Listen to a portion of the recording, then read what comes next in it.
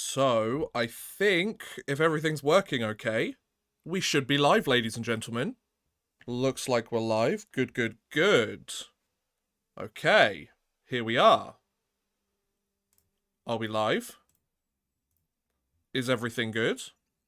Let me know, folks. And we'll see if we can get this rocking and rolling. How about that? I mean, it seems like it's working okay. But we'll give it a few minutes just to make sure everybody gets in all right. And we'll work from there, I guess.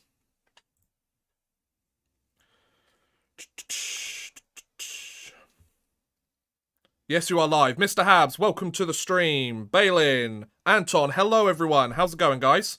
Nice to see you. Welcome to the stream. How we doing, everyone? What's up? What's going on? Hi. How's it going? Whether you're returning, whether you've been to the channel before, hello. How's it going, everyone? Welcome to my 2022 NHL Free Agency Day 1 live stream. Yeah, it's going to probably be a bit crazy, but if you look at Twitter, by the looks of it, like half of the players have already decided where they're signing with. I want to know your guys' opinion on this. I'm kind of considering making a video tomorrow about how NHL insiders maybe kind of ruin free agency a little bit, because they basically announce all of the signings before free agency technically begins. So it's kind of like, well, what's the point in hyping up free agency if, you know, if what's the point in hyping it up if we're in a position where, you know, everyone's already been signed and we already know where they've gone? Let me know your thoughts on that. I'd be very curious to know. But yes, there's a lot of discussion going on. Yeah, I'm very curious to see what's happening here. As a Flames fan, Johnny's going to New Jersey. I've seen reports of that. Samsonov is a Leaf. I've seen reports of that as well. Yeah, so if there's any particular players you guys want me to talk about, feel free. So I'll just recap some of the ones that have happened already. As you can see, like up here, or all around the place, actually. I've got Sportsnet's signing thing up, so we can have a little chat about that as we go along and kind of take a look at all the different signings. We can obviously have Twitter up and everything like that just to see what's going on. But yeah, hey Bexy, how's it going? Welcome to the stream. Hello everyone, hope you're all having a wonderful, wonderful day. If I didn't say hello to you, do make sure you put it in the chat. I want to make sure I say hi to everyone.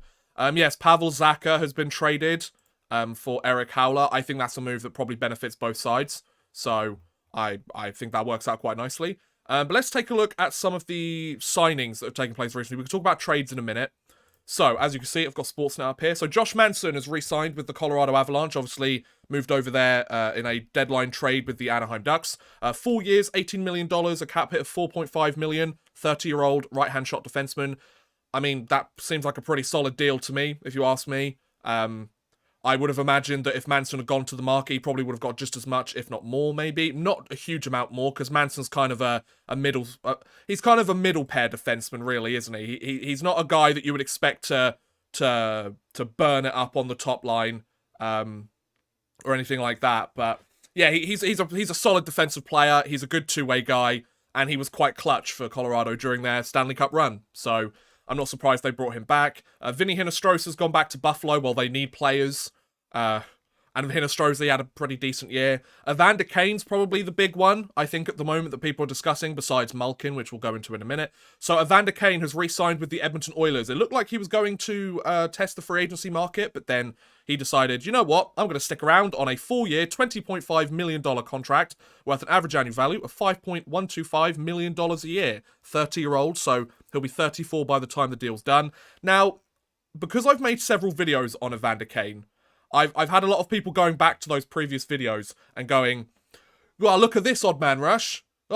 This video aged really poorly. I just want to reiterate, folks, that nobody's ever questioned Evander Kane the player. Evander Kane the hockey player has been solid throughout his career.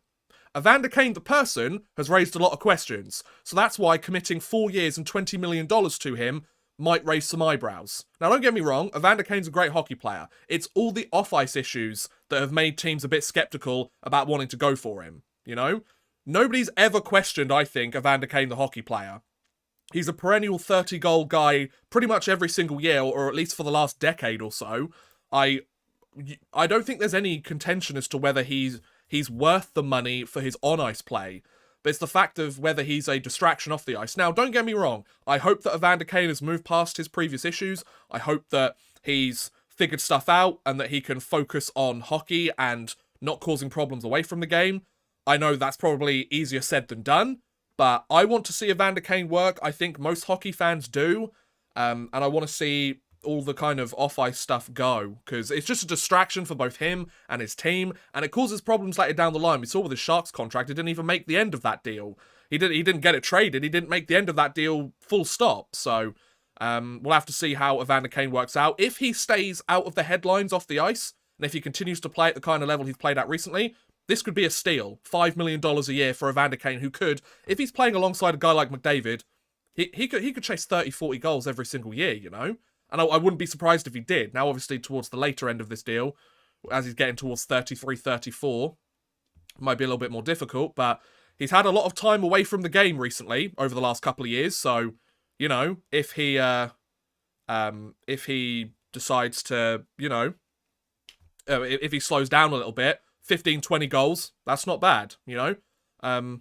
Perfectly said about Kane, I agree 100%. Oh, thank you. You see, like, I want to give Kane credit for his on-ice play has been incredible. He led the entire playoffs in goals, if I'm not mistaken, or he was one of the highest goal scorers in the entire postseason, and he didn't even make it to the final. So he clearly made an impact. He's clearly a great hockey player, and he's clearly on wanting to go on a bit of a redemption tour, you know? But that's never been the issue throughout his career, so... And we're dating back to his Atlanta Thrashers, Winnipeg Jets days, and his Buffalo Sabres days. So... yeah, it's going to be difficult. It's going to be difficult for him to kind of shake that off-ice persona, but I'm hoping he does. I always want to see the best in all of these signings and see the most positive, but you've also got to acknowledge that it might not turn out that way. Now, I think the other biggest signing that did not seem to be anywhere close to being signed, all the insiders were telling us, it's not happening, guys. It's not happening at all. Evgeny Malkin's going to test the free agency market. He signed with them again. He signed with Pittsburgh again. I mean, this is the one thing I don't like about all these rumors and all of this, like, speculation up till free agency. Why not just wait until the deals are actually made before we start, like, hyping all this stuff up? Oh, Evgeny Malkin's going to go to the market. He's really upset with the Penguins. He signed a deal. The deal's done. And it was done the day before free agency. So, like, relax, you know? But yeah, Evgeny Malkin, the 35-year-old center, supposedly might be 36 years old by the time the season starts. A 4-year, $24.4 million contract with an average annual value of $6.1 million a season, which it's worth mentioning that is the same average annual value as the Chris Letang deal, which will see him till he's 41, whereas this deal will see Malkin till he's about 39, 40. Let's be perfectly honest, Evgeny Malkin... this deal's probably not going to age very well. I think that Malkin should... if Malkin wants to stay with the Penguins, which he very clearly does, and he wants to retire a Pittsburgh Penguin, which in my opinion it looks like he wants to, I think this is the right move. I think Malkin has earned the ability with the 3 Stanley Cups he's won with that organization. He has earned the right to retire with the Penguins if he wants to. Now, obviously, you could make the argument, yeah, but for $6.1 million for a very clearly declining asset, I don't think that's very fair. But still, at the same time, he's earned that through his play. Like, last season, yes, he only played roughly half the year, but he was a point per game. It doesn't look like Malkin's slowing down a huge amount point production anytime soon. We can talk about the other areas of his game. He's very clearly not the player he used to be. And at $6.1 million, I think there would be a team out there that would have paid him more in the free agency market. Like, think of a team like Seattle, and obviously, like, we can sit here and speculate, and I've just said, I don't know what I think about speculating, but as a purely hypothetical, I mean, the Seattle Kraken would probably love a guy like him, because by the time he's on the tail end of that deal, Seattle are probably going to be a really competitive team, so that frees up $6 million of cap space for them to spend, you know? But anyway, I think Malkin belongs in Pittsburgh. I think it's the right move. I think, once again, like, I saw Urinating Tree, obviously, shout out to him, great YouTuber, obviously talking about, like, so is this how the Detroit Red Wings felt in 2016 when they were trying to grasp onto a semblance of a championship window when it very clearly wasn't happening anymore? I think you've got Crosby, you've got Letang, you've got Malkin for X amount of years left. You may as well ride this out, because when you've got those 3 players, you're going to be a competitive team. You might not be a legitimate contender. You might not be a you might not be the best team, you might not be like the clear-cut favourites, but you're going to be a team that's in the running if those three players live up to the potential and to the level that we've seen them play throughout their careers. Yes, they're going to slow down a little bit as they get older, but I mean, Letang had a fantastic year this year, Malkin had a really good year this year, and Crosby had a really good year this year, so I feel like that's a conversation we're going to have in 2-3 years' time. Right now, technically their championship window is still open, you know? So, why not? Just throw it in there. You know, let's go for it. So I don't see a problem with the deal. It is what it is, you know. And then obviously the other kind of big signing for Pittsburgh was Rickard Rakell, but that's a re-signing. So I'm not really bothered about re-signings a huge amount. Obviously he could have gone to free agency, but 6 years, $30 million at $5 million per season, 29-year-old winger. Basically they've locked up their core for the next half a decade. We've got to see what's going on there, you know. We've got to see whether. Basically, Brian Burke and Ron Hextall have committed to this group for the next half a decade and gone, this is our core. They've obviously got Rust in there as well. They've got Jake Gensel, of course, as well. So they've got their core locked up. They're going, look, we have a solid group of players. We're going to get this done. You know, we've got 4-5 more years to be a somewhat of a contender. Let's try and do the best that we can with it, you know? Will they get another championship? Probably not. I think most people would agree that they're kind of past their prime. Their window might have closed, but never say never, right? There's the opportunity for these players to surprise and go, hey, let's win. Surprise, we've won our 4th cup together. You know, it's possible. It is a possibility. But I digress. So those are the kind of the ones I wanted to talk about recently. Did you say... so, yeah, we obviously had the Eric Howler for... Pavel Zacha trade. I mean, I find it quite surprising that who's it called? New Jersey only got Eric Howler for Pavel Zacha. But then again, Zacha's always been one of these players that he looks like he's just about ready to break out, but he doesn't quite do it. I think this season he did a better job of it. I think this season he could have kind of he took another step forward and kind of established himself as a top 6 player. But he needs to take another step to kind of be regarded as a legitimate top 6 center. I think he's kind of a middle 6 guy at the moment, you know? So, yeah. And Eric Howler, he's past his prime. He's kind of been bouncing around the last couple of years. Interesting that New Jersey have taken that. Maybe they want the kind of veteran presence, the experience, or maybe they realized that Zacha didn't want to re-sign with the team and he had no interest, so they thought, well, let's get some kind of asset in return, and instead of getting draft picks, because they've had plenty of them recently, let's actually go out and get ourselves a roster player that could actually help something, you know? So, once again, I'm not going to be... I'm not an expert on every single player that's out there. I'm not going to pretend to be an expert on every single player, but I will try and provide some kind of analysis anyway. Yeah, hope you're all enjoying the stream so far. We've obviously got about 20 minutes still till free agency technically opens up. But yeah, let me know your thoughts. Let me know who you think's going where. Let me know your favourite team and who you want them to sign. I'll probably stick on here for a couple of hours or so just to see the first initial wave of all the big free agents being signed. And we'll see what happens there. Who do you want the Rangers to get? Niels, welcome to the stream. Hope you're having a wonderful afternoon, morning, evening, wherever you are. It's currently 4:40 p.m. here in the UK. It's the one thing I really like about free agency. It starts at midday Eastern, so it's actually a relatively sensible time frame for us over here across the pond. So thank you very much, NHL. It doesn't happen very often, but when it does, we appreciate it. So who do I want the Rangers to get? Well, judging by the Rangers' situation, they need a second-line centre, they need a backup goaltender, and they need to trade Patrick Nemeth. or bury him in the minors, you know? Let me bring up the New York Rangers cap situation and just have a look. I really want them to re-sign Tyler Mott, not to the point where he's too expensive or it doesn't make sense in the long run. I really liked Tyler Mott with the Rangers, and I sang his praises throughout my live streams when I did the Rangers playoff live stream, so I really hope they can get... I really, really hope that they can get... what's his face? Tyler Mott re-signed. So, obviously, a lot of other players have gone now. Andrew Kopp looks like he's being traded elsewhere. We've got, well, not traded elsewhere, signing elsewhere, sorry. Apparently, it's already been confirmed that he's going to Detroit, which, once again, I really don't like them. I said this right at the beginning. I really don't like it when the insiders reveal where a player is signed or already has the confirmation already. Free agency doesn't open for another 20 minutes. I do think I'm actually going to do a video on this tomorrow. Just kind of talking about, you know, it sucks that we already know where Andrew Kopp and Jack Campbell are two of the top free agents this year. Like 12 hours ago, we already knew, potentially, their contract, the length, and the term. What's the point in making free agency a big deal if we already know where some of the top guys are going at this point? I'd love to know your thoughts in the comments. Let me know in the chat, like, if you want to see a video like that. It's kind of me having a little discussion about that, because obviously tampering happens in this league.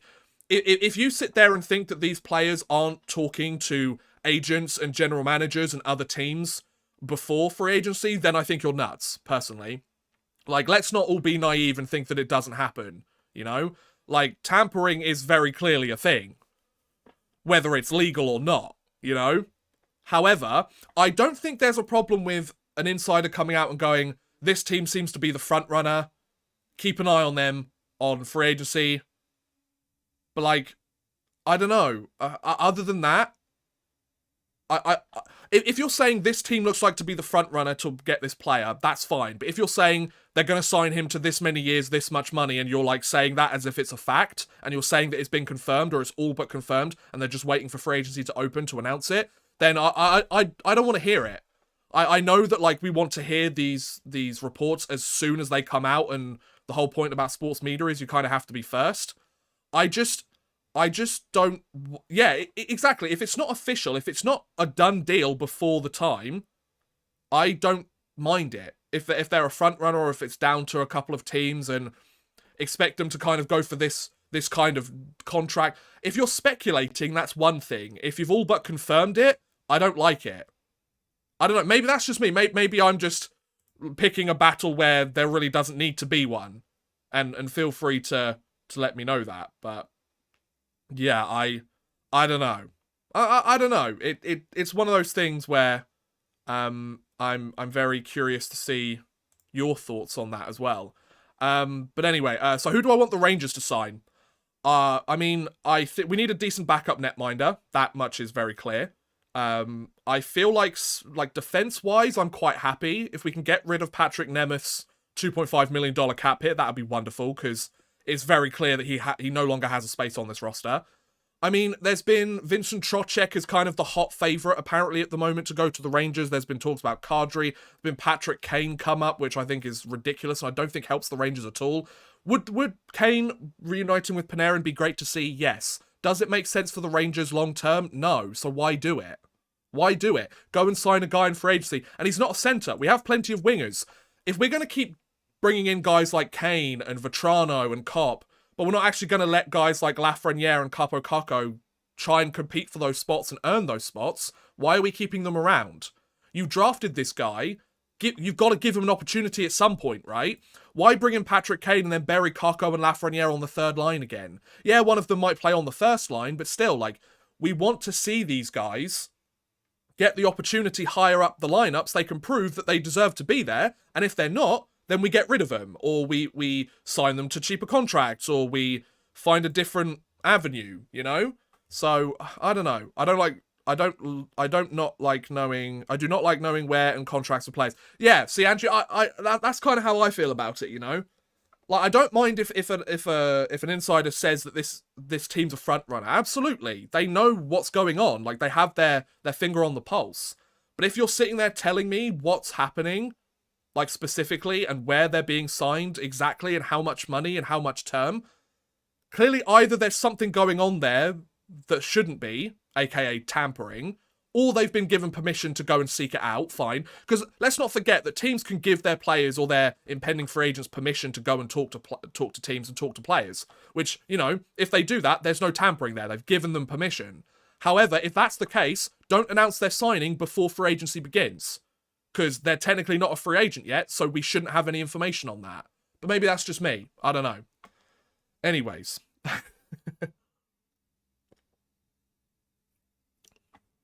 But to circle back to who I think the Rangers have signed. For those of you who don't know, I'm a New York Rangers fan first. I think that Vincent Trocheck could be a nice signing, but it depends for how much. If it's towards the $6 million a year range, if it's towards the $5-6 million a year range, I don't think that's smart for the Rangers.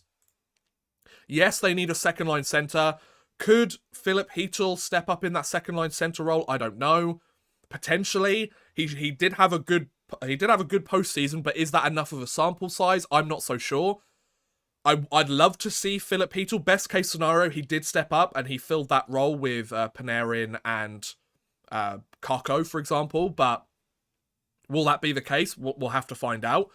Or maybe we don't and they sign a guy. I mean, maybe signing a legitimate third line center is the way to go, maybe. So, I don't know. And in the 15 minutes till free agency, a huge free agent could sign extension. Exactly, Angie, because then we've got all these rumours coming out that it's like, you know, this player's going elsewhere. Think Evgeny Malkin. Oh, this player's leaving. They don't want him anymore. He's really upset with how things have gone. It's not going to happen. And then literally like an hour later, boom, done, you know? Like, for example, we've got, hearing Martin Jones is going to Seattle. Like, I don't know. It just really irritates me. It's like, free agency doesn't start for another 13 minutes, guys. Can we hold off on announcing where these players are going? Because they're technically not free agents yet.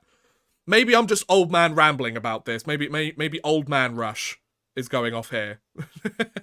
I don't know. You guys let me know. But also, feel free to subscribe to the channel if you haven't done so already. I would really appreciate it. It does help me out a lot.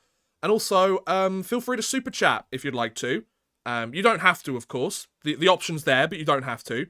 But if you want to send a couple of bucks my way, help support the channel a little bit further, then feel free. I'd appreciate it. I do quite like Dylan Strome as an option for the Rangers as well. I feel like you could get him for slightly cheaper because he's still trying to find his way in the league. He massively improved on face-offs last year, which has been very much a talking point for... very much a point of contention for Rangers fans. So I wouldn't mind seeing him. Stastny could potentially be a good option, but for me, it all depends on the cost, right? I don't know. Like, it all depends on the cost of these players. It's interesting. It's a very interesting situation to see happening here. And yeah, and you can also ask a question with super chats as well if you want a specific question answered, because there are a lot of messages in the chat, and obviously I'm going off on a few tangents here, so I want to try and answer any questions that you guys have. Any advice for a sad Blackhawks fan? M-Man, welcome to the stream. Hope you're having a wonderful day. Oh, any advice for a sad Blackhawks fan? Well, Connor Bedard looks quite good, and if not, Matvei Michkov looks really good as well, so keep an eye on that, maybe. I mean, it's going to get a lot worse before it gets better, is kind of the way I feel about it, and having gone through the Rangers rebuild, wasn't quite as extreme as this, but yeah, it worked out relatively well, you know? I don't know. I feel like the big question is where Johnny Gaudreau's going to go, you know? I just want the Rangers to start winning face-offs. I feel like it would generate a lot more success for them, you know? Owen, welcome to the stream, bud. Hope you're having a wonderful day. And Meaty Meatman, hello. Welcome to the stream, everyone. I hope you're all having a wonderful morning, afternoon, wherever you are. It's currently 10 minutes until free agency opens. It's 4:50 p.m, I should say. And I just got a delivery today of NHL 95 on the Sega Mega Drive and ESPN NHL 2K5 on the PlayStation 2. For those of you who don't know, I've been mentioning it on Twitter. I've been trying to round out my my NHL video game collection. I'm trying to collect all of the NHL video games just to like round out the collection, have a nice little collection there, you know. And I'm doing quite well. Dylan Strome and Ryan Strome together would be really nice to see. It would, but would a team want both of them? That's my question. I feel like Dylan Strome would be a really good choice for the Rangers. I can understand if he wanted, like, there's been a lot of talk about him going to Toronto, and I wouldn't be surprised if he went to Toronto, because it's his childhood team. I do find it so interesting that so many players want to go and play for the Maple Leafs, because it's their childhood team, yet, as we've seen year after year after year, they fall at the first hurdle, you know? Who do you think will be the Rangers' backup now that Kincaid is gone? I think they'll go out and sign a veteran guy on a cheap contract. maybe somebody like Thomas Greiss, or they could go younger, like Charlie Lindgren, Ryan Lindgren's brother, who was drafted by the Montreal Canadiens, I believe, and didn't he recently spend time with the St. Louis Blues organization, I want to say? I'm not entirely sure on that one, but they might go for somebody like him. I made a trade in NHL 22, 2 second-round picks for Niels Hollander. Is that a good deal for me? No idea. Apparently Dylan Strome is going to the Oilers. Connor Brown is going to be an Oiler. Seems like Hollander's going after old McDavid teammates. I mean, that might be a good idea. Do you think the Rangers could sign a player on a professional tryout? I mean, that's not going to come till training camp, though. So, there's a lot of time between now and training camp. So, it's certainly possible. Quite a lot of teams do like to sign guys. But, yeah, it'll be very interesting. Very, very interesting to see. Wow, that's interesting. So, Michael Russo of The Athletic, who I think is a really solid reporter for the Minnesota Wild, Eric Howler has joined his 6th team since leaving the Minnesota Wild in 2017. Oh my god. You look like 21. I look like 21 years old? I mean, should I take that as a compliment because I'm 25? Or is it... I don't think I look that young, do I? I mean, I trimmed my beard recently. Does that help?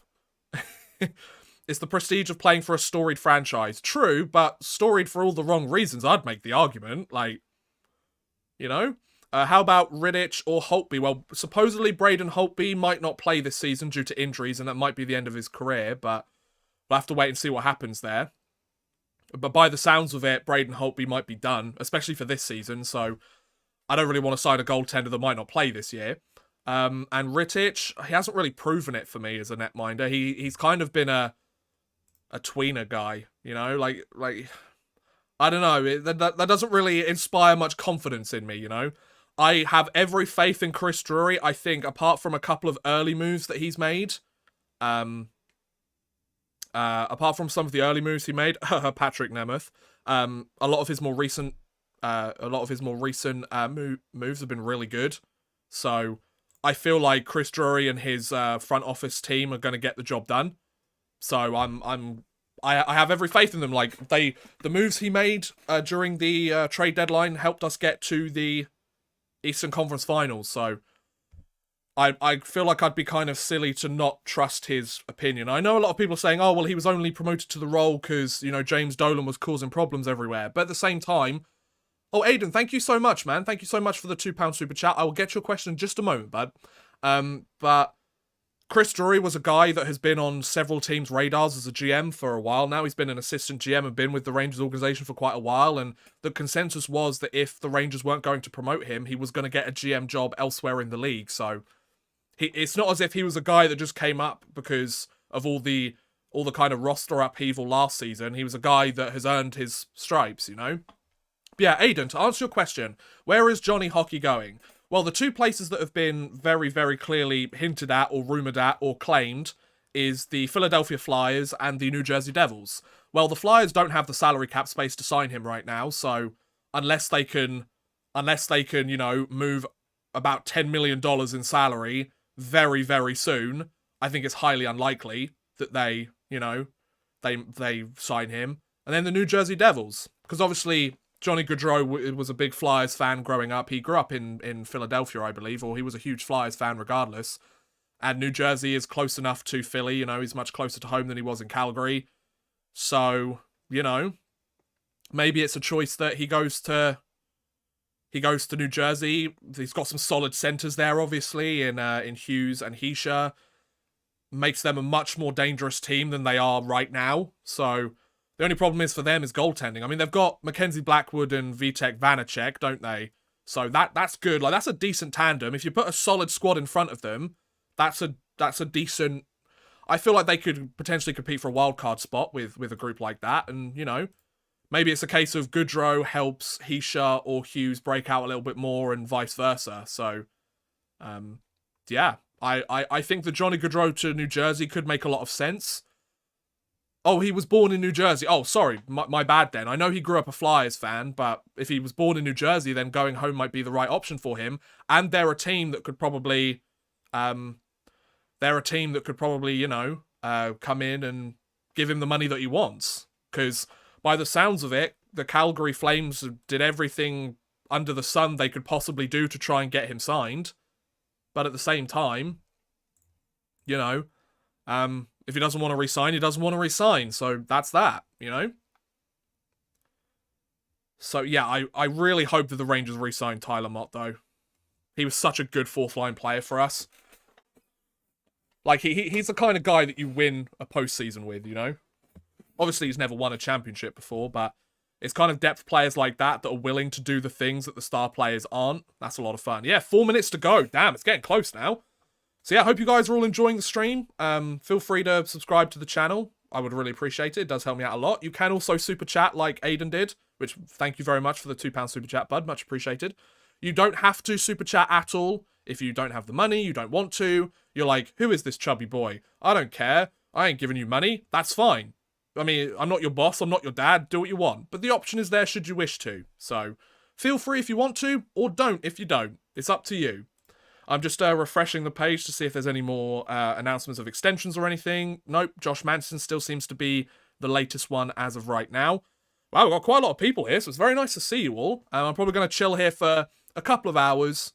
We'll probably stay for at least 2 hours once the actual event gets started. Because, you know, it takes a little while for some of these things to filter through. And also, yeah, you can follow me on Twitter if you want, at OddmanRushYT. So, yeah, go follow me on there. Yeah. So Bob McKenzie just said on TSN that the story after the clock strikes noon, he expects Claude Giroux to sign with the Senators. I feel like the Senators could really surprise some people next season, you know?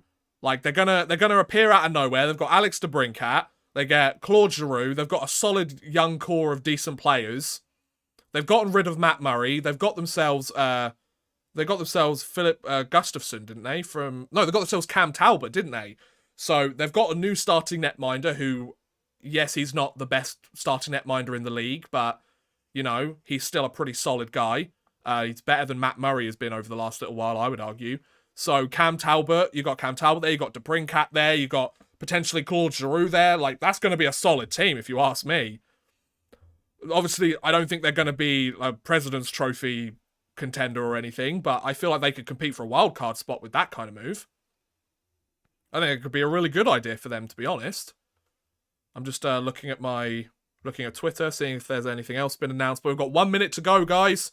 Funny you said that. He also said Connor Brown is soon to be an Oiler. Expect Puljujarvi, Fogle, or Barry gone. Interesting. Yeah, we'll have to see what happens, you know? I mean, I'm one of these people that I don't like to sit there and talk about all the rumors for ages. I know, like, other YouTubers, and there's no disrespect to them or anything. I know that other insiders and YouTube channels and stuff, they love to sit there and contemplate all the rumors and everything. I'm not. I like to know what's actually happening, because we could sit here and we could speculate for months and months and months, which they do. I'd rather talk about, like, what actually happens, because I find that more interesting. Like, the speculation is the kind of thing, you upload a video talking about the speculation, and then 5 minutes later, it's completely wrong, because he's been traded to a completely different team, then every single point that you've made was incorrect. I'd rather, like, wait till the event actually happens, then talk about it, you know? I feel like it's much more fun that way. Ding, ding, ding, ding, ding, ding! It's currently hit 5 PM here. Ladies and gentlemen, it is time for free agency. So, within the next couple of minutes, expect about 5,000 different tweets and updates and everything like that to let us know what's going on. So, Jose, however I say that, thank you for the sub, bud. Much appreciated. So yeah, it looks like free agency has begun, ladies and gentlemen. So we'll have to see over the next couple of minutes who gets signed, by where, for how much, and for how long. Prepare for all hell to break loose. This will be the most wildest free agency since 2016. 2016's not really remembered very fondly, though, is it? I agree, I hate those speculations on trade signings. Yeah, it's just not my cup of tea, personally. Like, no disrespect to people that do enjoy it, or to content creators that do make videos talking about trade rumors and stuff. Like, no disrespect to them at all. Like, if people want to watch it, and they make videos that people want to watch, then by all means, get that bread, you know? But at the same time, that's not my cup of tea. It's not my thing. I like to talk about what's actually happened, you know? Maybe I'm just built different, you know? And maybe I'm the weird one. You know, who knows? I'm just some chubby British boy on the internet. I don't know. So, who's signing where, Twitter? Now I want the insiders to start talking. But no, now they go really quiet. Come on. No, nothing? Okay. But yeah, hello everyone. Hope we're all having a wonderful, wonderful day today. Wherever you are watching from. I'm currently in England. It's 5:02. It's really, really warm here today. Probably not compared to where some of you guys are watching. But yeah, it's absolutely boiling today. I am sweating like crazy just sitting here talking. So I can't imagine like people actually going out and doing useful stuff are probably feeling today. So mad respect to them, mad props. Unfortunately, that's not for me, I guess. I'm just trying to keep an eye on Twitter, see what's going on. But also at the same time, I don't want to like completely destroy the live stream. Have we got anybody signed yet? Nope, doesn't look like it yet. No official announcements. Although the Sabres did re-sign Victor Olofsson to a 2-year contract extension, but obviously that's a re-signing as opposed to a free agency move. I've been subscribed and watching your videos for a very long time. Oh, thank you, man. I appreciate it. Campbell to the Oilers is official from what I've just read. Go to Cap Friendly, you'll see more signings. Really? Will I? Do they have like a free agency thing over there? Oh, excuse me. Ah, so they do. That's very interesting. Okay. I'll do that instead then. Let me just copy that. Will that mess up my thing though? I don't know. We'll figure it out. We always do. So there's been 10 signings, suppose. Oh, wow, they've actually got the money spent as well. That's really cool. I like that. That's very nice. So 10 signings for 23 years total, $24 million already spent. Total contract, oh, so total cap hit, 24 million. Total contract dollars, 80 million. Well, goddamn. That's a lot of money. Why do British people not have air conditioning? A really good question, and I wish I could answer it for you, but unfortunately, I can't. So, no, I think I actually prefer the Sportsnet one. I think it's a lot nicer. Well, what we'll do is we'll check back in with the cap-friendly one every once in a while. But I want to leave it primarily on the Sportsnet one because I feel like it's nicer. Maybe that's just me. I don't work for Sportsnet. Just want to put it out there as well. Yeah, so Jack Campbell, his signing has officially been announced by the looks of it, according to Cap Friendly. So, Jack Campbell, 5 years, $5 million per. So, 5-year, $25 million contract, 30-year-old netminder, Jack Campbell. So, here's how I feel about this, ladies and gents. Jack Campbell is a guy that could be really good. He showed glimpses of being really good last season, but for most of the season, he wasn't actually that good. I feel like Jack Campbell is the kind of netminder who is benefiting from the fact that most of the goaltenders, most of the solid goaltenders that have been rumoured to be part of free agency recently, had all been traded or re-signed over the last, 2 weeks. 2 weeks ago, there was, a dozen different goaltenders that were supposedly going to be available come free agency time, and today it's come down to Darcy Kemper and Jack Campbell. And both of those netminders, let's be perfectly honest, they're not great. We're not talking about Vasilevsky and Shesterkin here, you know? Yes, Kemper just won a Stanley Cup, but he had one of the worst save percentages of a Stanley Cup champion in recent memory, and Jack Campbell was above 900 save percentage for 1 month this season.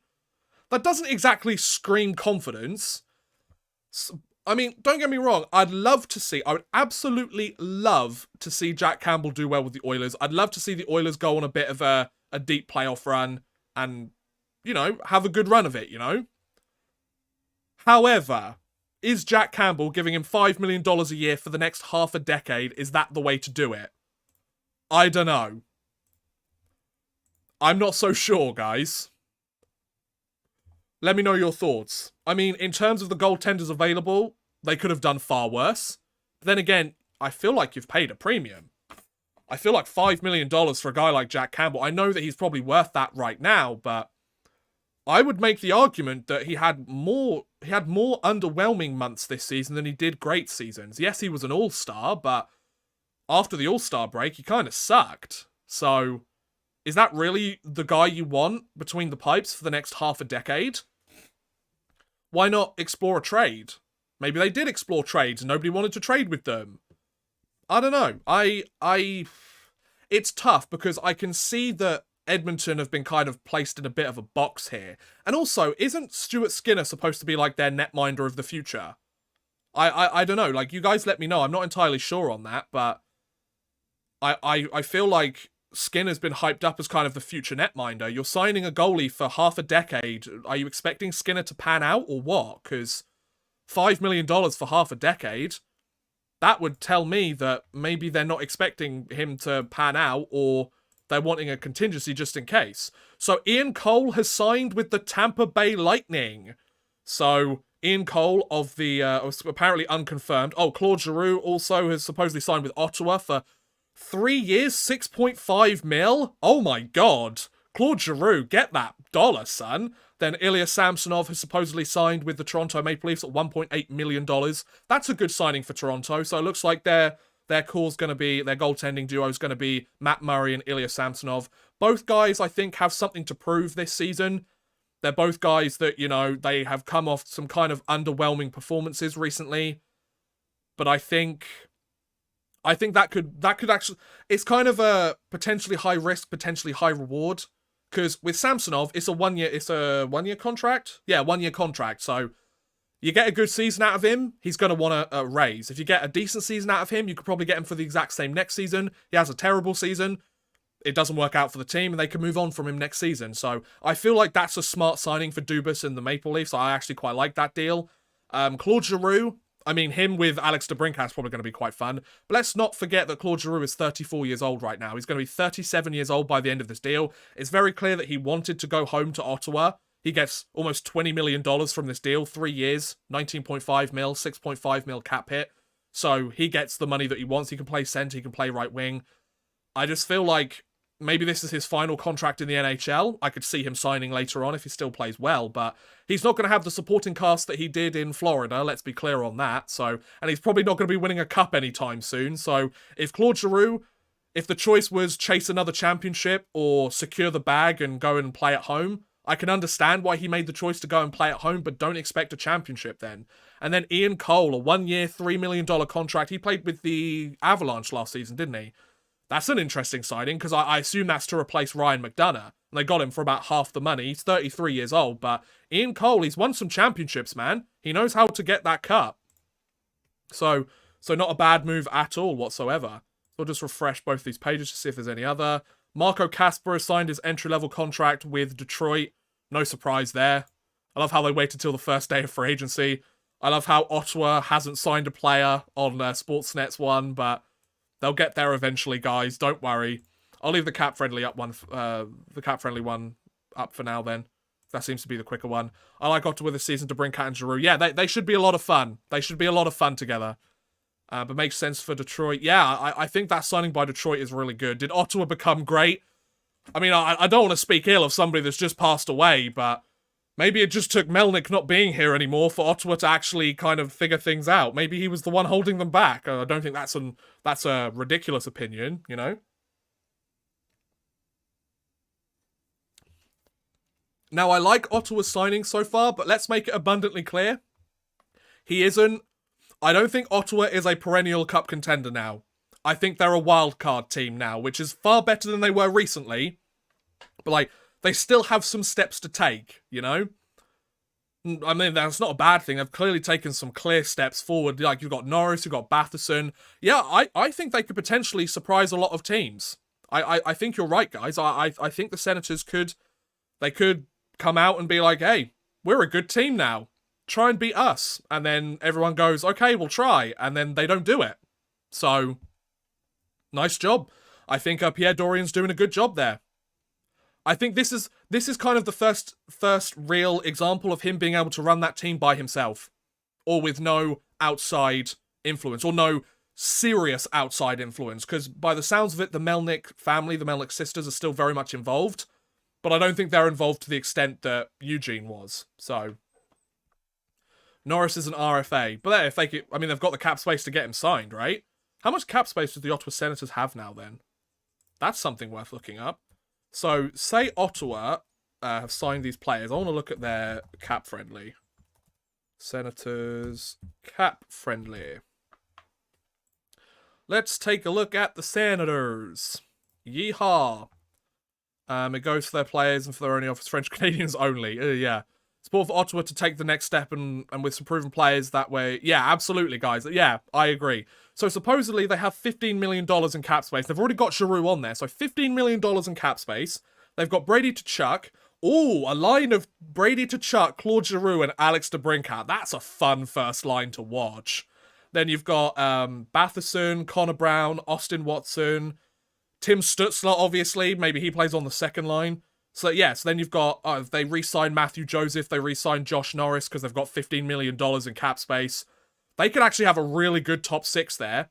Defense, not so impressed on. Thomas Chabot, Nikita Zaitsev, Travis Hamonic, Artem Zub, Nick Holden, Jake Sanderson. Their defense could be a lot better. And then they've got Anton Forsberg and Cam Talbot in netminding. So, other than their defense, I quite like their team. I think that, yeah, I think they'll take some next steps. So, Brendan Smith has signed with the New Jersey Devils. A 2-year, $2.2 million contract, 1.1 cap hit. Andrei Kuzmenko, obviously the guy from the free agent from SK St. Petersburg of the KHL, signed a 2-year entry-level contract. Oh, interesting. I thought it was only going to be one. But he gets his 2-year entry-level deal with Vancouver. We'll see if that pans out. Brendan Smith gets himself another $2.2 million. I'm very curious to see what happens with the Hurricanes here, because they're losing a lot of depth. That's going to be really interesting. Interesting indeed. Let's see if let's see if Sportsnet have revealed any of these signings now. They've got Ilya Samsonov on there and Claude Giroux. Yeah, so Sportsnet is way behind. Obviously, Cap Friendly have put these under the guise of, like, unconfirmed, so they can throw them on there and see what happens. So, if they're wrong, blame Cap Friendly and not me. How about that? Samsonov is a Leaf. Yes, he is Oilers, man. Yes, he is indeed. Brendan Smith has gone to the Devils. So let's just recap some of the players that have gone so far. So Brendan Smith to the Devils. Andrei Kuzmenko to the Canucks, but we already knew about that. Ian Cole to the Tampa Bay Lightning. Claude Giroux to Ottawa. Ilya Samsonov to Toronto. Jack Campbell to Edmonton. Those are all of the signings so far, according to Cap Friendly. So have to keep an eye out and see what else happens. See if there's any interesting moves that are made. I see that some of you are mentioning Schultz has gone to Seattle. I'll wait till it's put up on Cap Friendly. I'm not saying that you guys are wrong, but we'll keep an eye out. But yeah, once again, guys, Super Chat is an option should you wish to send a couple of bucks my way and help support the channel a little bit more. You don't have to, of course. It's not compulsory or anything, but I would really appreciate it. It does help me out a lot. But yeah, or don't. It's up to you. I'm not your dad. Figure it out. I'm not sure about Campbell to the Oilers. Yeah, I'm not sure either. I mean, let's be perfectly honest. The Oilers needed a goalie. Unfortunately, the crop of free agent goalies isn't that good. I can imagine that the Oilers were probably kicking tires on every single netminder that was out there, just similar to the Toronto Maple Leafs probably were as well. Unfortunately, they got beat every single time. I mean, best case scenario, Campbell plays like he did during that early stretch with the Leafs last season. All-star caliber netminder, helps lead Edmonton on another deep playoff run. He played well in the postseason as well. I will give Campbell credit there as well. So, best case scenario, he picks up where he left off with Toronto and keeps moving up. Worst case scenario, it's not looking good. Most realistic scenario, I think he plays quite well. I don't think he lives up to his contract necessarily. But I think Campbell, regardless of what happens, he will be serviceable enough to help Edmonton remain a playoff team. I think once they get into the postseason, then there's going to be the questions about, is he good enough to lead them to the promised land? Now, obviously, that comes with the caveat of Mike Smith led them just a few wins away from the Stanley Cup final recently. So if you can make it there with Mike Smith, you should be able to make it there with Jack Campbell. That said, Mike Smith had a really good playoffs this year. Yeah, we'll see. Worst case, Oilers get Connor Bedard. No, they're not getting anywhere close to the lottery. If the Edmonton Oilers are potentially a lottery team, like by the draft lottery next season, then blow the whole thing up. blow the whole thing up, you know? Yeah, I think it's very interesting. Yeah, I fully expect, what's it called? What was I going to say? Oh, I forgot my train of thought now. Damn it. Yeah, so Sportsnet are still relaying the same ones, because obviously those ones are confirmed, whereas the cap-friendly ones are kind of unconfirmed at this point in time. Blow up the team. Yeah, exactly. You know? Wow, we've almost got 100 viewers on here. Hello, everyone. Hope you're all having a wonderful day. I'm sorry I can't show, like, an actual live stream of the kind of the insiders talking, because, you know, don't want a copyright strike. That wouldn't be fun. So we're just going to sit here and chat about all the free agents that come in. Feel free to subscribe, feel free to super chat, anything like that, or just sit it back and enjoy. Oh, excuse me. I'm having a good time. I hope you guys are as well. And, yeah, we'll see what happens next. So, guys, ask me some questions. Darcy Kemper was respectfully the most below-average goalie to win the Cup. Yeah, absolutely. Yeah, he was not very good. But it just goes to show you that you can have a terrible goaltender, or a goaltender that really doesn't work out, or really isn't playing at the level he should, and still, they managed to get it done, you know?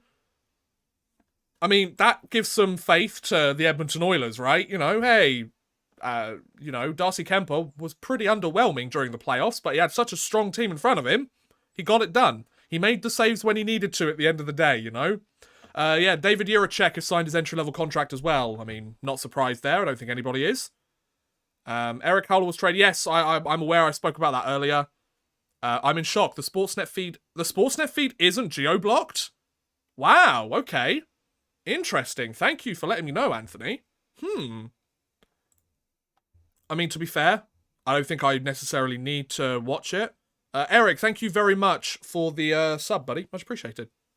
Thank you for joining the Odd Man Rush army. Sounds so dumb when I say it out loud. Oh, some more entry-level contracts.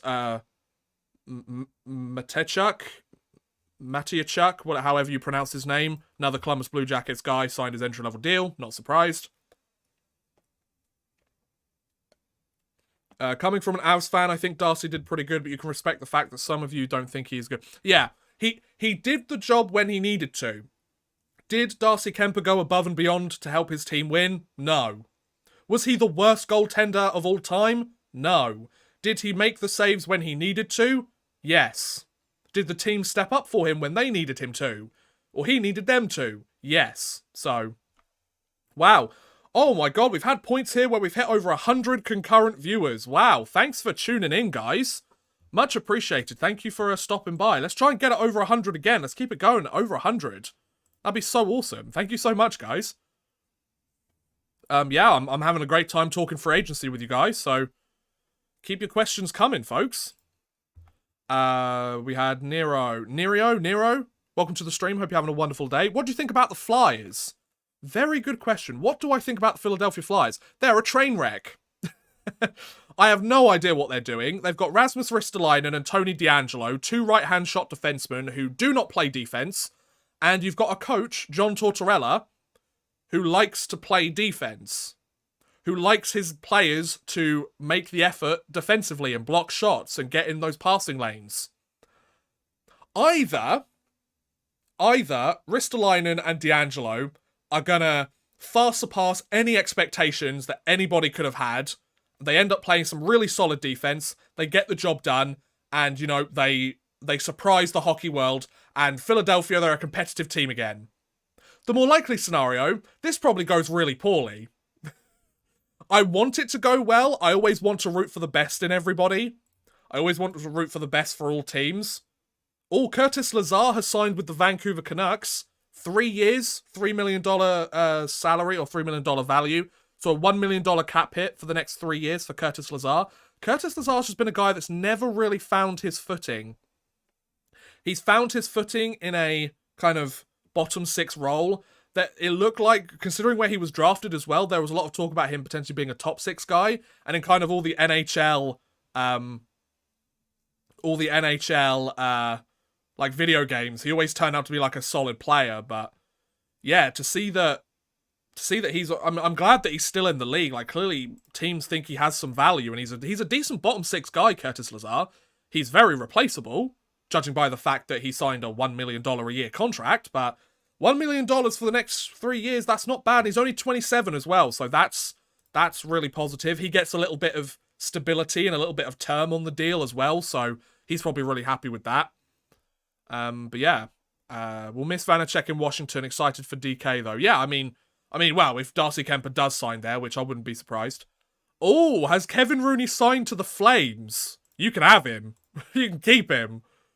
Like, no offense to Kevin Rooney, but when he wasn't in the lineup, the Rangers played better. And that's more because of the depth that the Rangers had by the trade deadline. Like, when injuries happened and Kevin Rooney was back in, we were all kind of like, oh, really? He's back in? But, like, he's got a really inspiring story, and, like, good luck to him. I'm glad that he's getting another, I'm glad he's getting another, you know, another contract, and with a bit of term as well.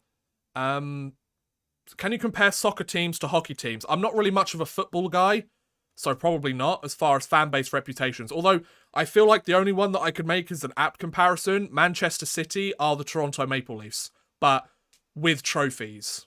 Like, the kind of entitlement, I'm pretty sure, is there. But the difference with Manchester City and the Toronto Maple Leafs is Manchester City actually win trophies, whereas we all know what's happening with the Maple Leafs. I don't want to sit here and dump on the Maple Leafs. I do that plenty already. Yeah, so Kevin Rooney has been confirmed going to the Calgary Flames on a one-way contract as well. $1.2 million cap hit, $2.4 million value overall. Wow, he got himself an over $1 million contract. Fair play to him. I think that's the first time that's ever happened in his career as well. So I would rather have Rooney than Hunt. I'd rather have neither. You know? How about neither? I mean, let's be honest. Let's be honest here, guys. Kevin Rooney was a guy that was going to walk anyway. Like, as a Rangers fan, personally, like, I don't think there was any interest to re-sign him, and I wasn't really hoping he'd be re-signed, to be honest. Like, I wish the best for him. Like, good luck, Kevin Rooney. Hope it goes well in Calgary for you. Like, Calgary got themselves a decent depth player who's a fourth liner at best, in my opinion, but he kind of had to fight his way into the NHL. It's nice to see him get a bit of success, you know? Any other signings? Come on, Cap Friendly. Let's keep it going, boys. Nope, nothing else right now. Fair enough, fair enough. Wow, we're really getting a lot of people here. Thank you so much for tuning in, guys. I really appreciate it. It's very kind of you. Because I know that Grav and Steve Dangle are doing a live stream. I know Urinating Trees doing a live stream. I know there's, like, once again, it's kind of like the draft and the trade deadline. Every single YouTuber, every single content creator under the sun is doing a live stream today. So I really appreciate you taking the time out of your busy schedule to stop by and spend some time with my dumbass. Thank you. I appreciate it. It's very kind of you. Can you get hockey trading cards across the pond? The hobby has exploded since 2019. Like me personally, yeah, I use the Upper Deck E-Pack or check out my cards, COMC. I've got a bunch of them. Yeah, a lot of you guys are saying that a couple of signings by Seattle. I'm going to wait until they've actually been announced by Cap Friendly. Also, Josh Hosang has signed with Salavat Yuleev in the KHL. Good luck. That's all I have to say. Good luck, buddy. Not sure that's a good idea right now, given the current political situation over there. But we'll see. We'll see. Yeah, I'm very curious to see who the Rangers sign. Very curious indeed. So Ilya Mikheyev has just announced, like, he's just released a statement through Dan Milstein, his agent, but no update as to where he's signing, so that's interesting. Yeah, that's about it so far. Just seeing, this is a really funny tweet. Shane Wright says he spent his childhood watching the Kraken and always dreamed of playing for them. That's funny. I like that. I like that. So, let's see. Any more signings? No, not yet. Obviously, Sportsnet might be mentioning these, or whoever's signing. Oh, yeah, that's a good question. Where is Andre Palat signing? Well, he could command a really high salary. Back-to-back Stanley Cup champion, clutch in the playoffs last year again. Who's going to sign Andre Palat? That's a really good question. I wouldn't be surprised if he worked out a deal with Tampa again. He's going to have to take a pay cut to do it, but I wouldn't be surprised. Interesting. I'm very curious to see that. Where could he land? I mean, if Gaudreau doesn't go to New Jersey, maybe that's an option. I'm trying to think of who else. Maybe Ottawa?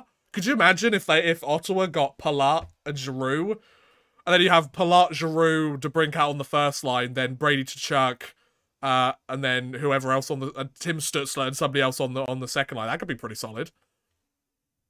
When Seattle wasn't allowed to win the draft lottery but still drafted the best player. I mean, we'll have to wait and see. Time will tell. Cap Friendly's still taking a little while to find any more signings. We'll see if there's any updates on Sportsnet's page.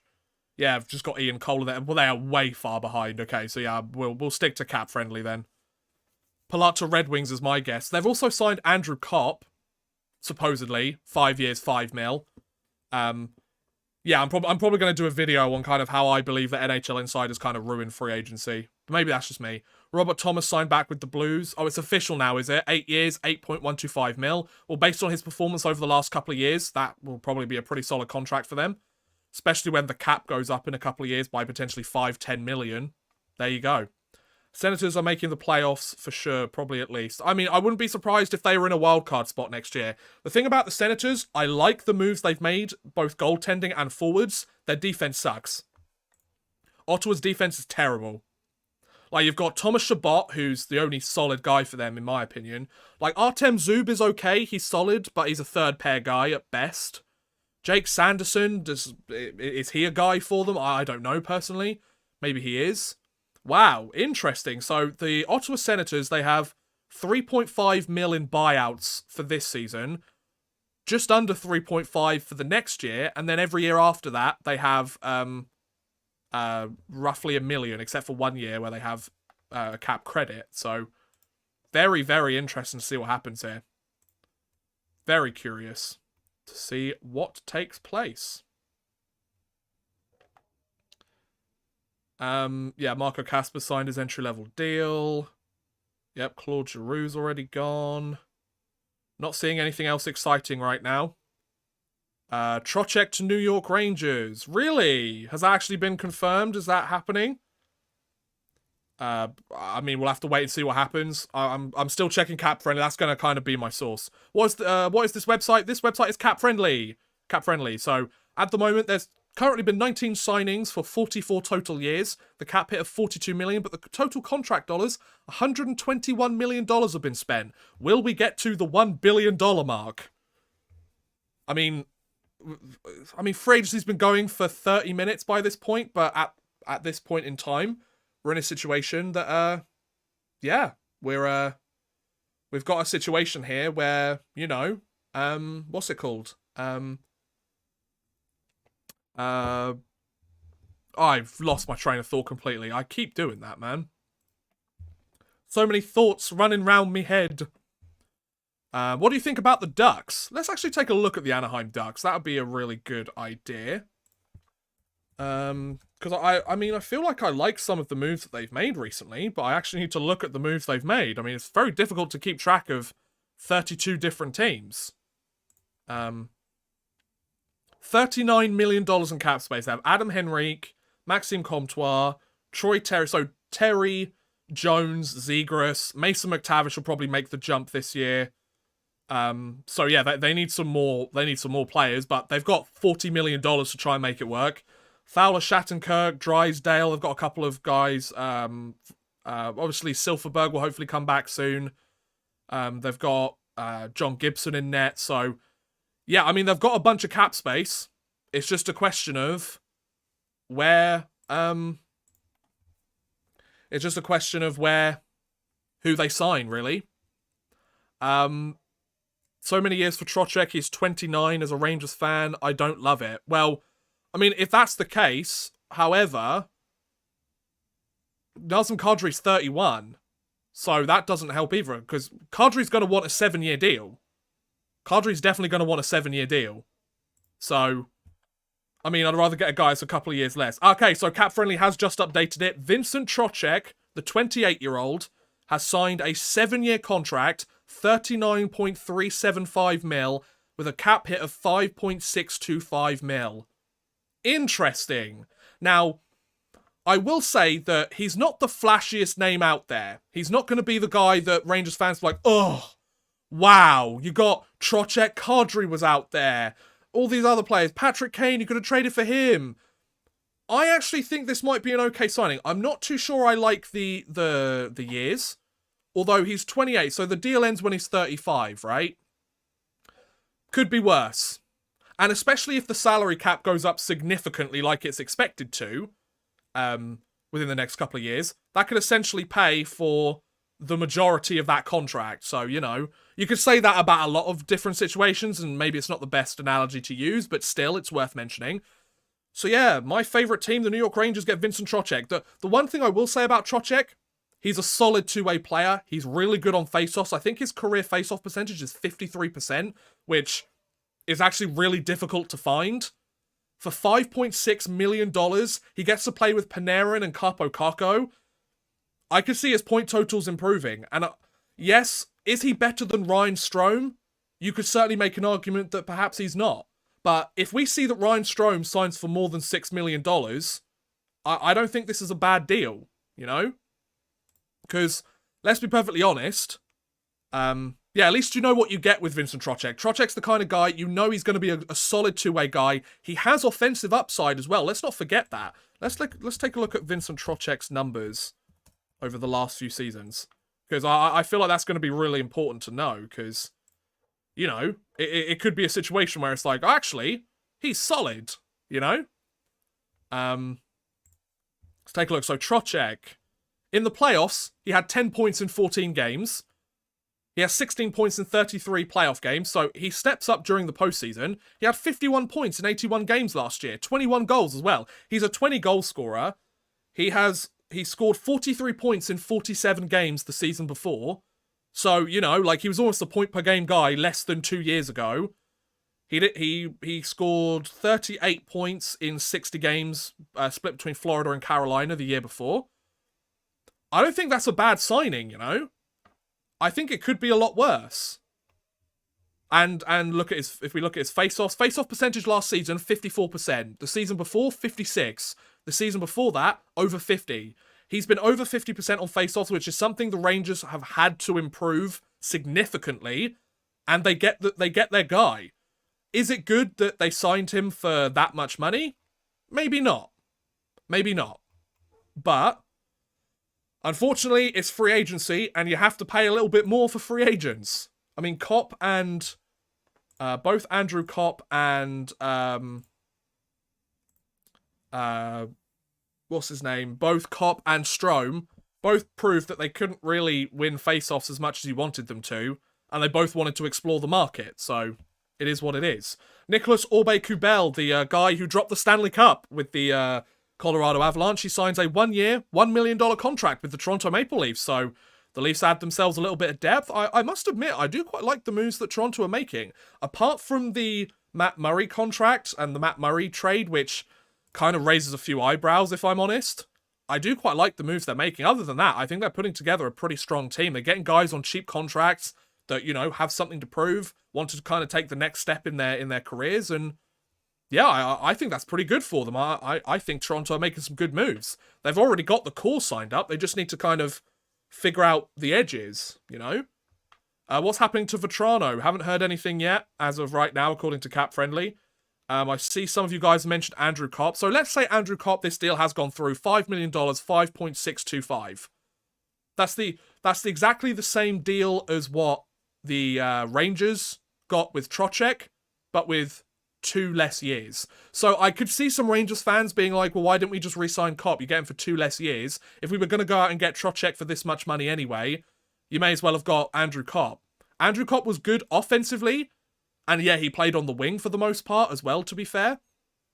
But at the same time, like, how was he on face-offs for the Rangers? That's actually a really good question. I know face-offs aren't the be-all and end-all, but I think it's fair to say that Trocheck is the more proven two-way guy, and with a guy like Panarin, who you know is gonna light up the league when he's on his game, if you get a good two-way guy to complement him, then you get Capo Caco, who's I think has really broken out as a good two-way guy as well. I think you're onto something there, you know. So Andrew Kopp, his face-offs with the Rangers during the regular season was 49%, and then during the playoffs, I don't know. He had 14 points in 20 games.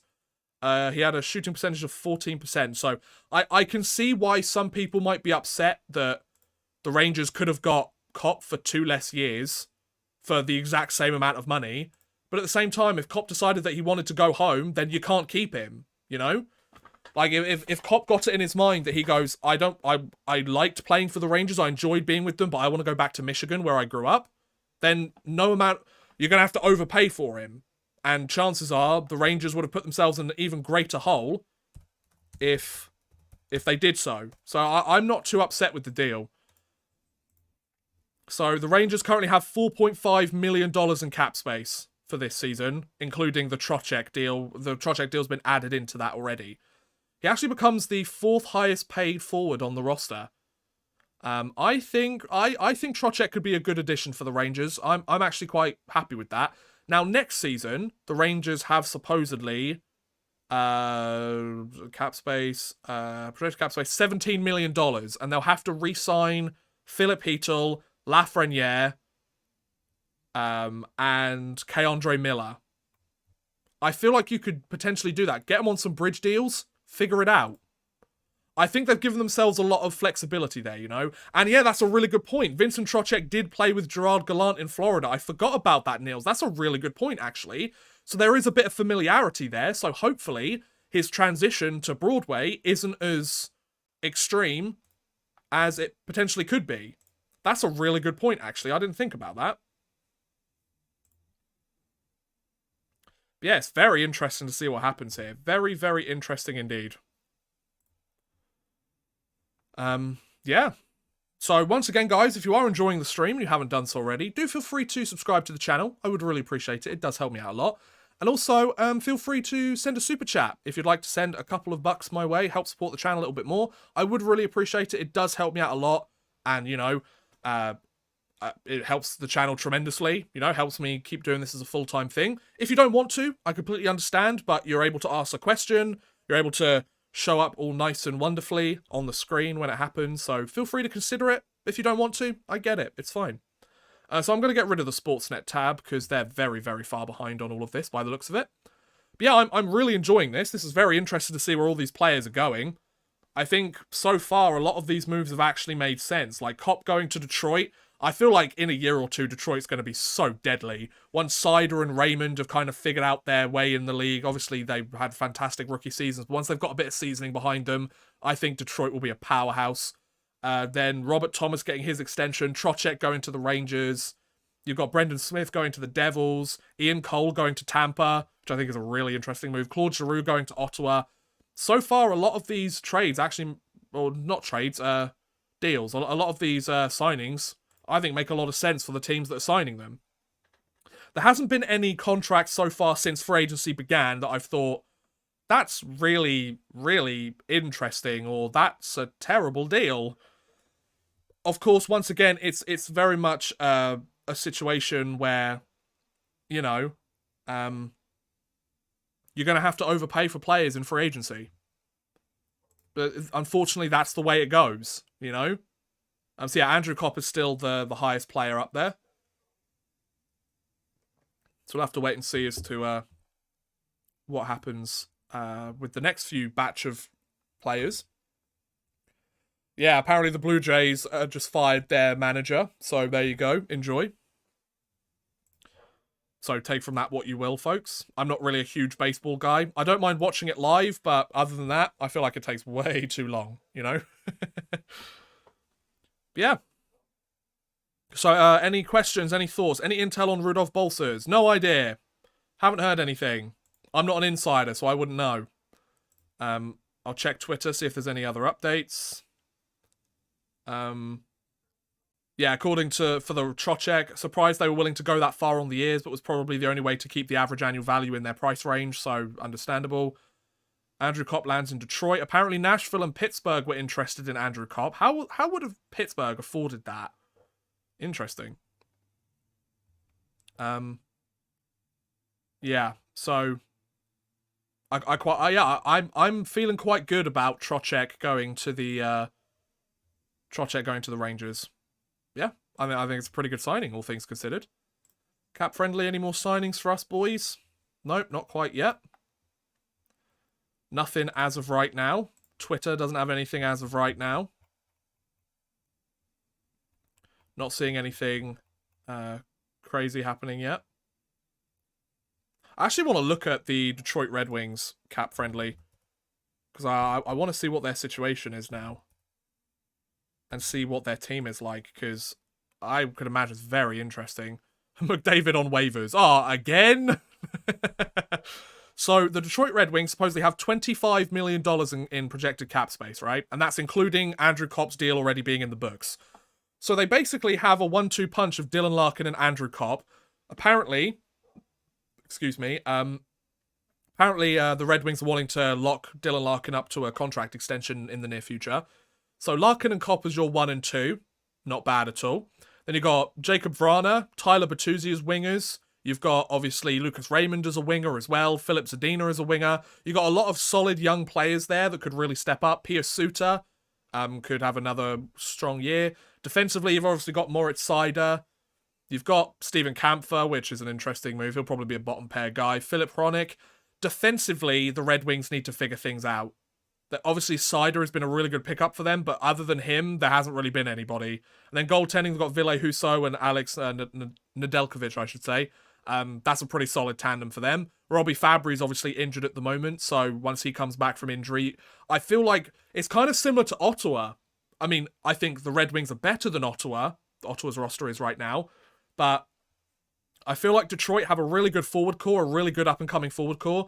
They have a really good goaltending duo, or it looks like they could potentially have a really good goaltending duo. But defensively, I think they suck. Other than Seider, they really need some help. They really, really need some help there. Because Moritz Seider is not going to be able to do it all by himself. Troy Stecher has signed with the Arizona Coyotes. That's interesting. So Troy Stecher has signed with Arizona a 1-year, $1.2 million contract. So he gets to play in front of a college arena this season. Poor guy. I shouldn't worry as a Caps fan at 43 minutes into free agency, but McClellan is awake, isn't he? We have no contracted NHL goalies. Yeah, you kind of need to work on that. I'd imagine they're really in on Darcy Kemper, so that's probably taking a lot. Nick Leddy has re-signed in St. Louis. Interesting, 4x4. I mean, Nick Leddy's been a solid player for a very long time, so I'm not surprised.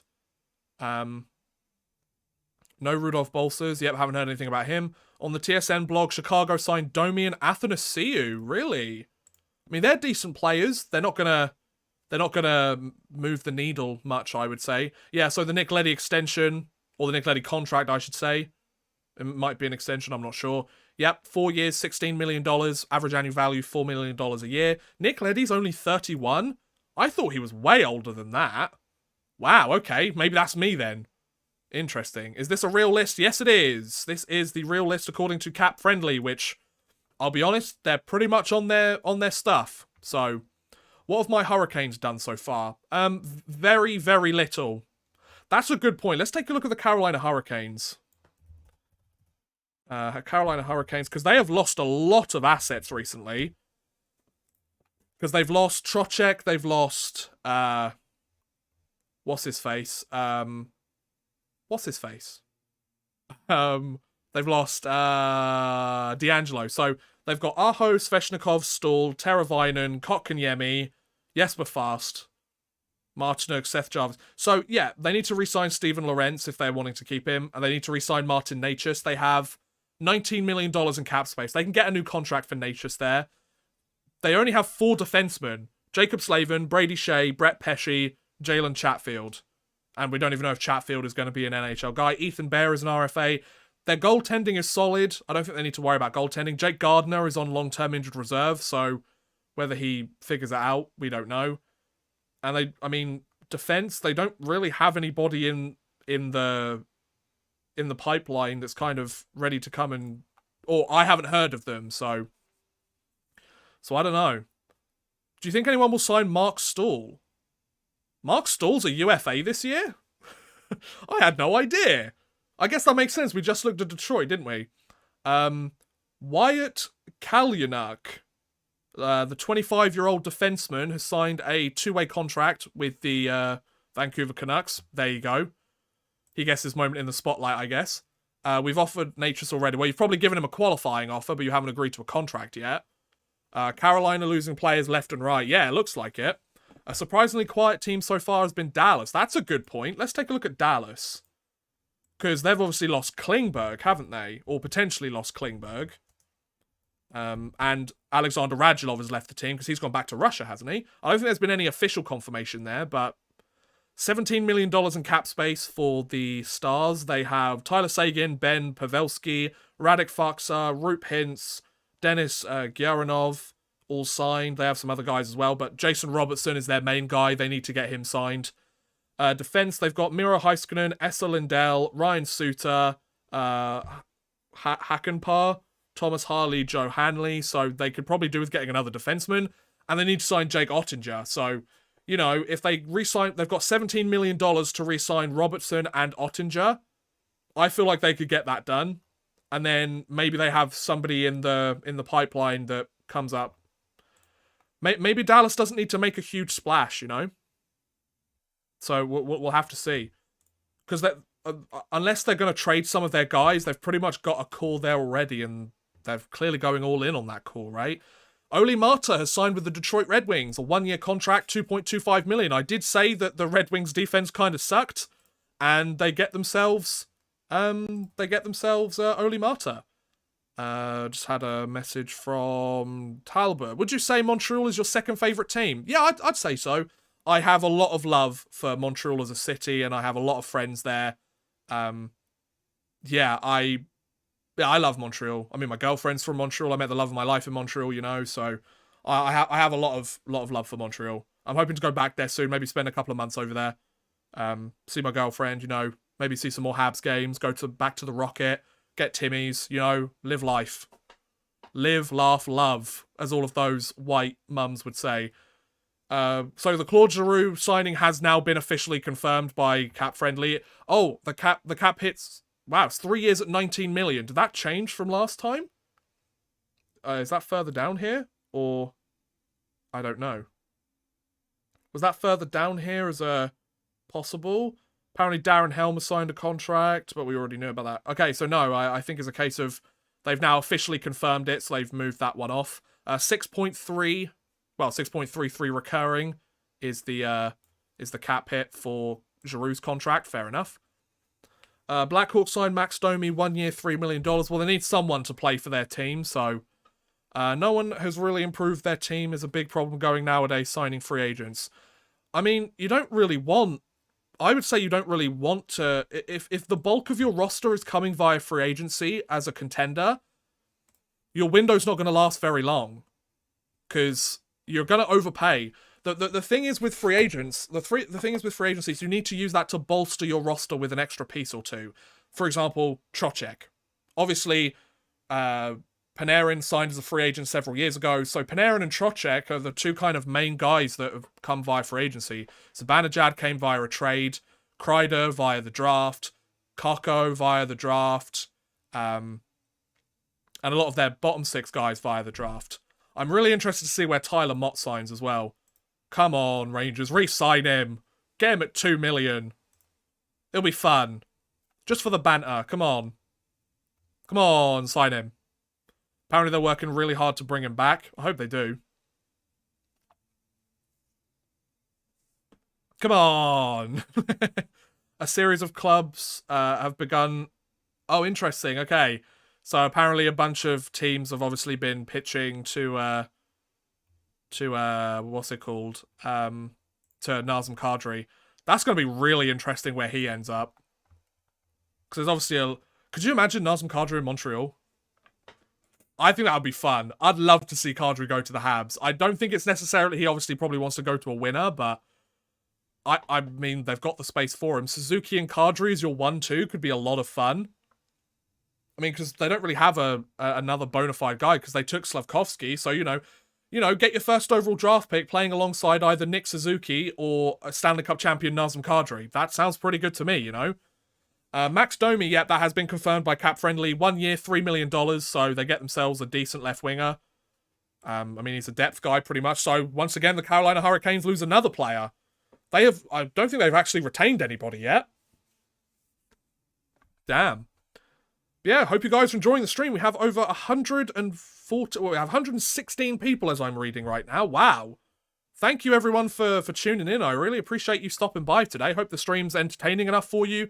Hope I'm providing a decent analysis. I'm not an expert on all of these players by any means, but I thought it'd be fun to just relax and chill out and kind of have a bit of an informal discussion. I'm not an expert on all of this stuff. I don't have any insider knowledge or anything like that, but I like just shooting the shit with you guys, you know? And just having fun. Odd Man Rush swore. Oh no. Oh, you should see some of the live streams when I actually play, like, NHL games. Not my finest moments. Andreas Athanasiou has been confirmed going to Chicago. 1 year contract of $3 million. So Domi and Athanasiou, by the looks of it, get identical contracts. They're both 27-year-old wingers. So basically, Chicago just copy and pasted one trade for another. So, or one signing for another. So there you go. Yeah, Carolina is a really interesting team. I'm not quite sure what they're doing here. Obviously, they've got a couple of guys they need to re-sign, but... And obviously, they tried to go all in last year because they want to win the cup. And a lot of those guys were rentals that had to leave. So it is what it is, but still, they haven't really managed to retain anybody by the looks of it, which isn't great. Let's talk Oilers. Okay, if we're talking about the Oilers... I'm not sure what I think about that Jack Campbell contract. I think the rest of their roster is pretty solid. Duncan Keith obviously retiring frees up a bunch of cap space for them, which they use to then go and sign Jack Campbell. So the retiring of Duncan Keith gets them a starting netminder, which is good. But then again, he's kind of the best of a bad bunch, if you ask me, or the best of a mediocre bunch, or the best of an underwhelming bunch, or the best of a middling bunch, you know? The goaltending crop for free agency wasn't really that good this year. So... I mean, the Oilers, I guess the Oilers did the best they could with the situation they're in. That said, is it really made their team better? I don't know. I was hoping for Cam Talbot. I'm not sure Talbot's much better, though, to be fair. I mean, it's kind of you're replacing one middling guy for another. The problem is the Oilers really need, like, a solid starting netminder. And unfortunately, they haven't had that for so long. Have they ever had that? I mean, Grant Fuhr wasn't exactly a like 920 save percentage kind of guy, you know? Wow, free agency almost started an hour ago, so that means I've been streaming for about 90 minutes now, isn't it? Damn. And Kane is back, but not 100%. Yeah, Kane's going to be interesting. I think if that helps, I feel like obviously... Kane the player's never been an issue. Kane the player. Kane the on-ice hockey player has never been the issue. It's Kane the person. So, he got his money. He got his second sizable contract in the NHL. Hopefully he stays out of the headlines off the ice and he can make it work. Because, I mean, he's going to be playing on a line with McDavid. I wouldn't complain if I was him. Hopefully there's no more off-ice drama that means that this deal works out well for both sides. I want to see Evander Kane do well and stay out of the spotlight and stop being such a blemish for his team. But we'll see. Because his on-ice play and his abilities when playing the game have never been in dispute, you know? Where do you think Johnny Hockey ends up? By the sounds of it, it's the New Jersey Devils. I wouldn't be surprised if the Devils signed him. That would be their second high-profile signing in a row, right? Because didn't... They signed Dougie Hamilton a year or two ago, didn't they? The Sharks could still own him, even though... Yeah, that's true, because the arbitrators got to figure it out as well, don't they? They've got that arbitration going on. So the latest on Cap Friendly is still Andreas Athanasiou. Obviously, some of you guys might be watching the Sportsnet stream, so you're giving us some of these confirmations. I'll discuss them once they're announced on Cap Friendly, or once they've been shown on Cap Friendly, just because it makes more sense with the flow of it. Talbot has better playoff experience. Yeah, that's fair. Yeah, Talbot does have better playoff experience, but still, it's not that much greater, is it? He made it through one round. I'm waiting for the Islanders to go out and get their score today. Oh, that's a good point. The New York Islanders could be a place that that what's his name goes to. Oh, maybe Nazem Kadri to the Islanders. Shall I just throw that out there? You know, Barzell, Kadri as your top two centers, or do they already have a center? Don't they? I assume Anders Lee or Brock Nelson plays center, right? One of those two must do. Nick Leddy, yeah. Nick Leddy's already been confirmed. We've already talked about him. 4 years, $4 million. Surprises me that he's It surprises me that he's only 31 years old, though. It feels like he was with the Blackhawks for a decade. And then he's obviously been to a couple of other teams since then. After this year, the Rangers will be done paying buyouts. Well, that depends if they buy out Patrick Nemeth or if they buy out any other players. But yeah, I mean, if they don't buy out any other players, the Rangers get an extra $3 million in cap space next year. So Ilya Lyubushkin, the defenseman from the Arizona Coyotes, moved to Tirana for the playoff run, signs a 2-year, $5.5 million contract with a cap hit of $2.75 million. Nice, 28-year-old right-hand shot defenseman. That's a pretty decent deal. I mean, for a third-pair defenseman, you're not going to really want to sign much more than that. So, I don't know. A trade has gone down between Carolina and the Sharks. Oh, we're talking about the Brent Burns deal. Because that was rumoured before. It said that there were talks heating up there. So let's have a look. Let's see if it's been shown. I can't see anything announcing it just yet. Let's have a look. I can't see it. Okay, so I'll keep an eye out on Twitter, see if there's anything going on. Is anyone from the Avs getting traded? Not quite yet. Sorry, behind, because I don't have Sportsnet. I'm not looking at Sportsnet either, so no one wants to play for the Islanders. Hey, as a Rangers fan, I don't blame him. Who'd want to play for the Islanders? Losers. Nah, the Islanders, if they didn't have that really poor run at the start of the season, they would have been a playoff team. Like, it's obvious. You know? What else we got to say? Apparently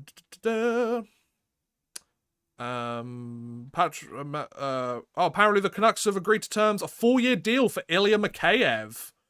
Interesting. Really? That's somewhere I would never have thought Ilya Mikheyev might have gone. I'm not quite sure why.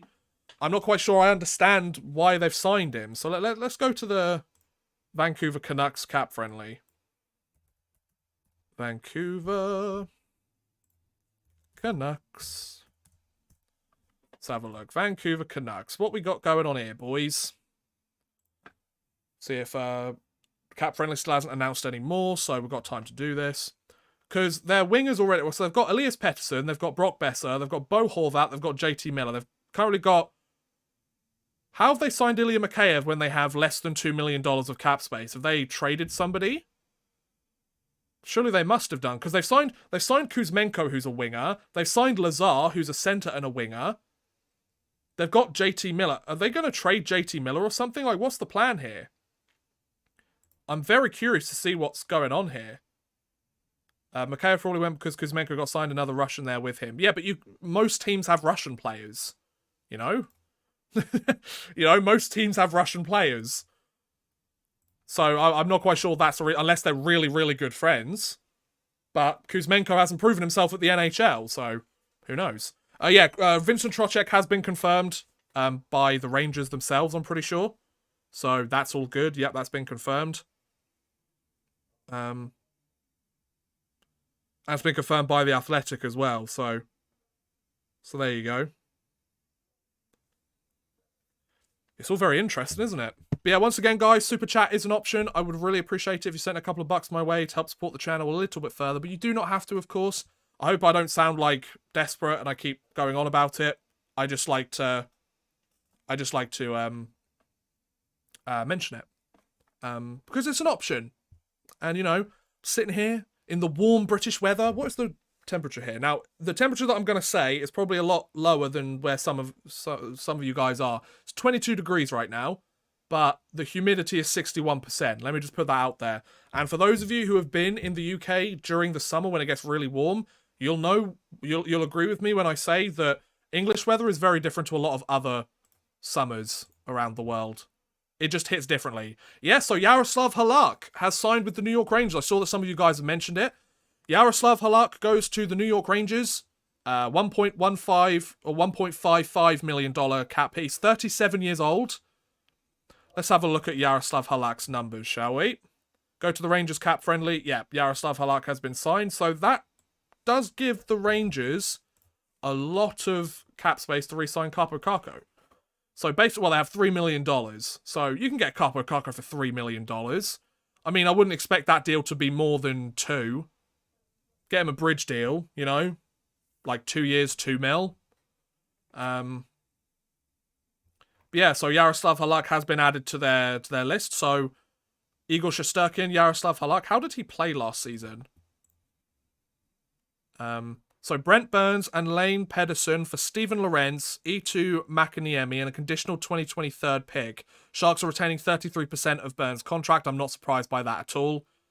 Interesting indeed. So Yaroslav Halak, what was his last season like? He played with the Canucks, played 17 games, had a 294 goals against average, and a 902 save percentage.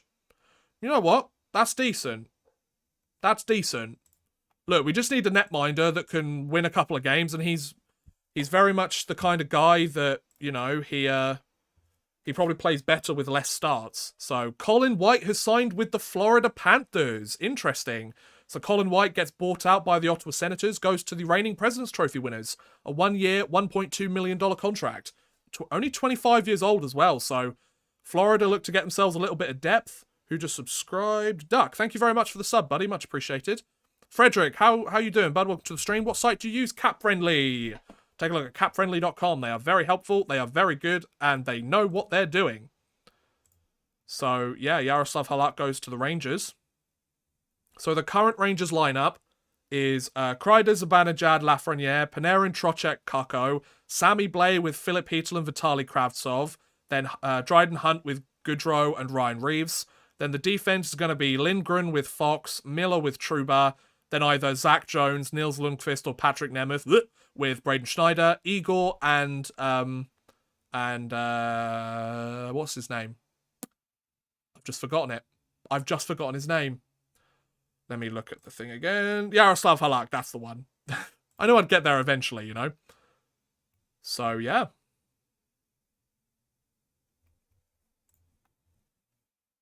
Let's take a look at Cap Friendly again, see if there's any updates. So Colin White was signed. Not right now. The Nick Leddy signing has been officially confirmed by Cap Friendly, but we already know that's been confirmed elsewhere. Johnny Hockey to the Devils is official. 9.5 a year for 7 years. Is that the case? Okay, well, we'll see it come up on Cap Friendly shortly, and we'll have a bit of a chat about it. I think that makes the Devils a far deadlier team. That means they've got 2 guys making over $9 million a year in Dougie Hamilton, who didn't really have a very good performance for them, or hasn't really lived up to the hype so far of his contract, but, you know, the Devils are rebuilding. In my opinion, the Blues overpaid Thomas. I mean, once the cap goes up, I feel like that could be a really good deal. I feel like they're paying for the now and for the future, so, you know, I feel like that's good, because, let's be honest, Nick Leddy, 31, so where is that contract? He's 23 years old, you know?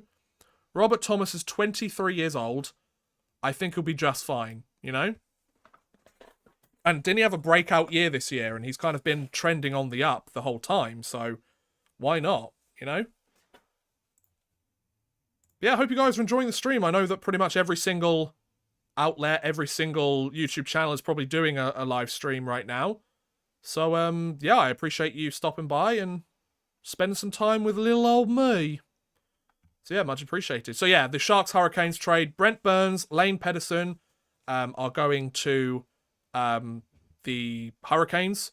And Steven Lorentz, goalie prospect, E2 Makaniemi, and a conditional 2023 third-round pick. And the Sharks are retaining 33% of Burns' contract.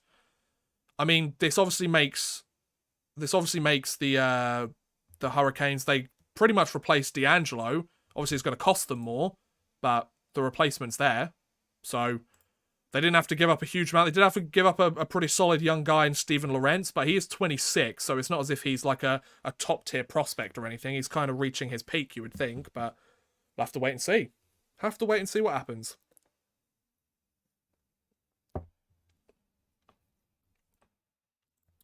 Come on, Cap Friendly, give me some more signings, please. No more signings yet? Okay. Fair enough. Gold Caulfield, welcome to the stream, bud. Hope you're having a good day. Supposedly Anaheim signs Frank Vatrano. That could actually be a really good landing spot for Frank Vatrano. I mean, he gets a bit of term with the years, and he gets a bit of a raise as well, so that could actually work out really nicely for him, to be honest. I wouldn't be surprised if that worked out. Bexy, thank you so much for the super chat. I don't have a deep question right now. I just want to say thanks for another really great stream. This is making chores way more fun. Well, thank you. That's very kind of you for the €4.99 super chat. Very, very sweet of you. Thank you very much, Bexy. Much appreciated. And once again, if you guys want to ask a particular question or have your name come up all lovely in the super chat, feel free to super chat. I would really appreciate it. It does help me out a lot. It'd be very nice of you. I'd appreciate it. You don't have to.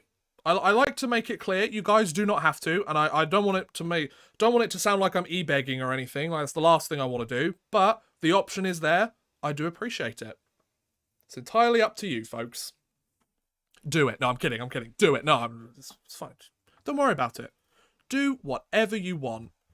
But yeah, my video about the Russian NHL players has done really well. Like, far better than I ever expected it to. So thank you everyone for watching that. It's much appreciated. Very kind of you. But yeah.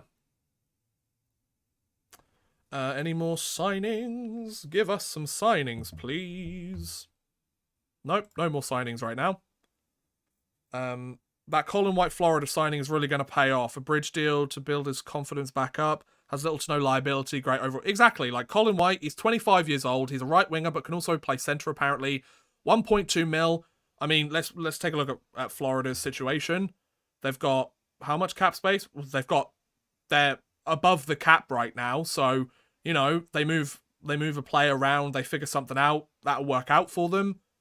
Sergei Bobrovsky on that $10 million contract is killing them right now. And then they've got $5 million this year on the Keith Yandel buyout. Oh, that's bad. So yeah, I mean, it could be a case of then they should next year have the money to maybe re-sign him if they want to. So yeah, Adam Gaudette, interesting. Former Hobey Baker winner. 25-year-old center/right wing. Toronto gets himself a one-year contract. $750,000. So once again, Dubas is making a bunch of these depth signings, hoping that they'll work out. So that's not a bad deal at all, I think, for Gaudette. He clearly hasn't worked out in the NHL yet. Let's see how he did last season. So last year he was with the Blackhawks and the Senators. He scored 12 points in 50 games for the Senators, only 2 in 8, so 14 points last year. His best was his final season with the well, no, not his final season. His penultimate year with the Vancouver Canucks. He had 33 points. That's a pretty good year for him. But since then, he hasn't really been able to break 10 points with a team. So, you know, he's kind of on a prove-it contract. He kind of needs to prove that he's an NHL player still. And he gets the chance to do so. So, Adam Gaudette, let's see how that goes. And then Frank Vatrano, like you guys said, 3-year contract, $10.9 million. So, a cap hit of 3.65. 28-year-old winger. I think that's a good deal. I think, to be honest, since they traded away Evgeny Dodonov, he fits in perfectly. Oh no, Dodonov was with Vegas, wasn't he? My mistake. It's because of all of that drama going on. But yeah, Frank Vatrano, I feel like that's a really good landing spot. And I feel like that's kind of a bridge deal between now and when the Ducks are wanting to be competitive and be like a legitimate playoff team, you know? Oilers fans seem to be happy with Campbell. Seems this year will be Skinner and Campbell. People are calling the tandem soup and stew. I like that. That's very nice. As an Oilers fan, I'm undecided on Campbell. Yeah, it's going to be very interesting to see. It's going to be very interesting to see how that goes. Oddman Rush, you do realise that the first pick won't go to the Panthers, right? What are you talking about? I'm so confused here as to what you're talking about. But I wouldn't want Ville Husso and Darcy Kemper. We would have overpaid before. Yeah, exactly. You know, it's a difficult situation because, yeah, Ville Husso had a really good year, but I feel like Detroit's the perfect place for him because then he can show that he's a legitimate guy. He gets the chance to kind of do that again, but I don't know. How much space does Vegas have? I highly doubt Vegas are going to make any moves unless there's a trade involved. I've supposedly heard that Max Pacioretty is supposedly on the block, which is interesting. The Vegas Golden Knights cap friendly. Let's have a look because they're probably over the cap, aren't they? Mackenzie Blackwood, is he an RFA? I don't know. It's a good question. Yeah, the Vegas Golden Knights are $2.6 million over the cap. So they need to trade a player. One guy that could come up is Max Pacioretty, who's making $7 million. So maybe get rid of that. Or, I mean, Alec Martinez is making 5.2. Theodore's making 5.2. And they've only got Robin Lehner. They don't have a backup goalie. They've got 3 guys on injured reserve, to be fair. So they'll have to figure that out. But yeah. Very interesting situation. So we're over an hour into free agency, and we've had a bunch of very interesting signings. Eric Comrie, the kind of... I mean, what's the best way to describe Eric Comrie? The kind of fringe NHL netminder is probably the best way to do it. 26 years old, signed a 2-year contract with Buffalo, worth $3.6 million, 1.8 a season. So not a bad deal from them by any means. But obviously, let's be perfectly honest, Buffalo aren't going to be a championship contender this year, or they're not looking like it. Interesting, Vladislav Nemesnikov has signed with the Tampa Bay Lightning. Interesting, because Nemesnikov was originally with the Lightning years ago, and he was traded to the Rangers, wasn't he? Was he part of the Ryan McDonough deal? I think he was. Wow, because he went to the Rangers, then he went to Detroit, and then I think he went to Dallas after that, and now he's with Tampa again. 1 year, $2.5 million contract. That's very interesting. So he gets a bit of a homecoming with them. Interesting. Kulak back with the Oilers, supposedly. Okay. How much cap space does Toronto have left? A very, very good question, Tim Tom. Let's take a look. Toronto, Maple Leafs, cap friendly. So, because they've signed a bunch of depth guys, but they supposedly, according to cap friendly right now, have just over $2 million in cap space. And that is including Adam Gaudette and Nicholas Aube-Kubel and Ilya Samsonov on their roster. So, looks like they might have a little bit of salary cap space. Since we lost Clefbaum, we've been so down on defense. We have Kulak back. That's huge. Kulak supposedly a 4-year contract, 2.75 mil a season. Interesting. Very, very interesting indeed. Best thing to happen this year, in my opinion, was Tampa losing in the finals to Colorado. I mean, every hockey fan that wasn't a Lightning fan probably agreed with that. But, so, yeah. I mean, Colorado broke the streak, but Tampa is still going to be a championship contender. I mean, they're probably going to lose Andre Palat, but, you know, probably going to lose Andre Palat, but let's be honest, they could find a way to re-sign him. Tampa have a really good way of... I mean, Tampa have the luxury of saying, we've won 2 cups in the last 3 years. Like, do you want to come play with us or what? And win another one. And then players go, oh, that sounds pretty fun. And then they could also go, oh yeah, by the way, we also live in Florida and there's very, very little tax. And they're like, okay, yeah, actually, Tampa sounds really nice. Will Johnny Hockey possibly sign with New York? I mean, it's possible that he could sign with the Islanders, not the Rangers. I mean, I don't think the Rangers really need him. Oh, but Old Man Rush, he scored 110 points last year. Like, ooh. Yeah, obviously, in an ideal world, you'd love to have all the best players on your roster, but what I mean is the Rangers don't need him and his cap hit, you know? Because they couldn't afford it anyway. Or they'd have to trade away a different guy in order to be able to afford it, so... Yeah, Toronto have just over $2 million in cap space right now. But that's including Pierre Engvall as a restricted free agent. So they need to sign him. And Rasmus Sandin. So they only have $2 million. Unless they're getting those guys on $1 million a year contracts, they're going to have to move something out the other way. Which could be Justin Hall, because he's on a $2 million contract. That would mean that you could probably pay each player $2 million. But yeah, Tampa just re-signed Mikhail Sergachev. That wouldn't surprise me at all. Nicholas Milosh. I've never heard of him before. 24-year-old right-hand shot defenseman, signed with the Calgary Flames. Did he play with Calgary beforehand? It's a 1-year, $950,000 contract. Oh no, he was previously with the San Jose Sharks. Okay, interesting. He had 7 points in 50 games and a minus 17. It's not exactly the best stats, but they got him for under $1 million, so there you go. It is what it is. Oh, I just pressed the wrong button. I just pressed Google instead. Oops.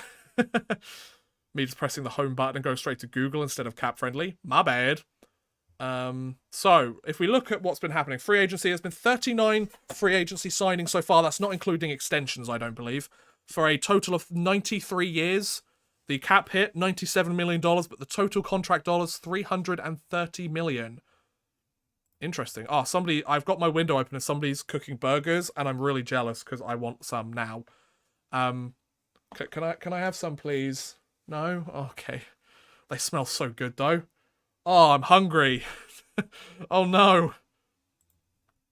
So I feel like we might not hear from some of the bigger free agents for a little while. I'd like to be able to talk about them on this stream, but I want to go for at least another hour or so. I want to get to at least this being 2 hours after the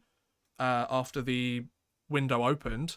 Tyler Mott, haven't heard anything from him yet, just me. He supposedly hasn't signed with anyone just yet, or there's still some conversation. Do you want some poutine? Oh, I'd love some poutine right now. Oh, I could go for some poutine. Yes, give me some poutine. Yes, give it. Now! I'm so hungry. He already confirmed a little bit ago. Elliot Friedman just confirmed Kulak with the Oilers, 4 years at 2.75 mil a season. Okay, fair enough. Hasn't quite been updated on cap friendly just yet, but we'll wait and see what happens. We always do. Yeah, I hope you guys are enjoying the stream so far.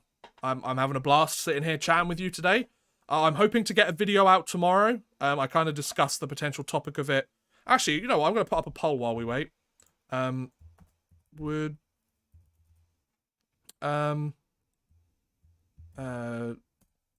to know your answers to this. Do NHL insiders ruin free... Oh, that's caps lock. Oh, what am I doing? There we go. Free agency before it begins. So I'm going to put up a poll in the stream in a moment, and it's about a potential topic of a video that I'm thinking about doing tomorrow. About considering we've had a bunch of different insiders that have already revealed what's it called? They've already revealed signings before the day, and it kind of takes away a bit of the fun of free agency. So I'm going to ask this question in chat now. It's just gone up. Old Man Rush is popping pills. Am I? I'm not popping any pills. I'm popping up a poll. Sergachev just scammed Tampa. 8 at 8.5 mil is crazy. How do they keep getting cap space? They can't keep getting away with this. They can't keep getting away with this. So Thomas Greiss has gone to the St. Louis Blues. 36-year-old netminder, 1 year, $1.5 million contract value, but the cap hit's only 1.25, so I imagine there's a performance bonus or two in that deal. And then, yes, like you guys mentioned, Mikhail Sergachev, the 25-year-old, 8 years, $68 million, $8.5 million contract. So Tampa, how much cap space do they have? They have minus $6 million. So, by the sounds of it, I would imagine that Palat isn't coming back. They're going to have to move some money here, because 6.5 mil, the only forwards they have earning more than that is Kucherov, Point, and Stamkos. And then defense, Sergachev. Well, Sergachev's contract starts next year, but they've still got Victor Hedman, Sergachev. They're going to have some real cap problems next year. They've got Brent Seabrook on long-term injured reserve, but I don't think that counts. So, interesting. Very interesting indeed. Wonder what Tampa's thinking. Wonder what Tampa is thinking.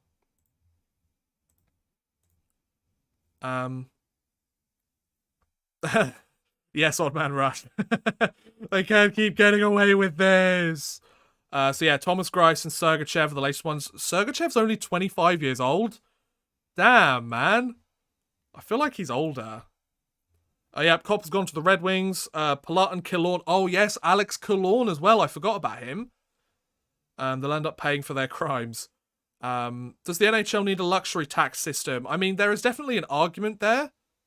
But I don't know.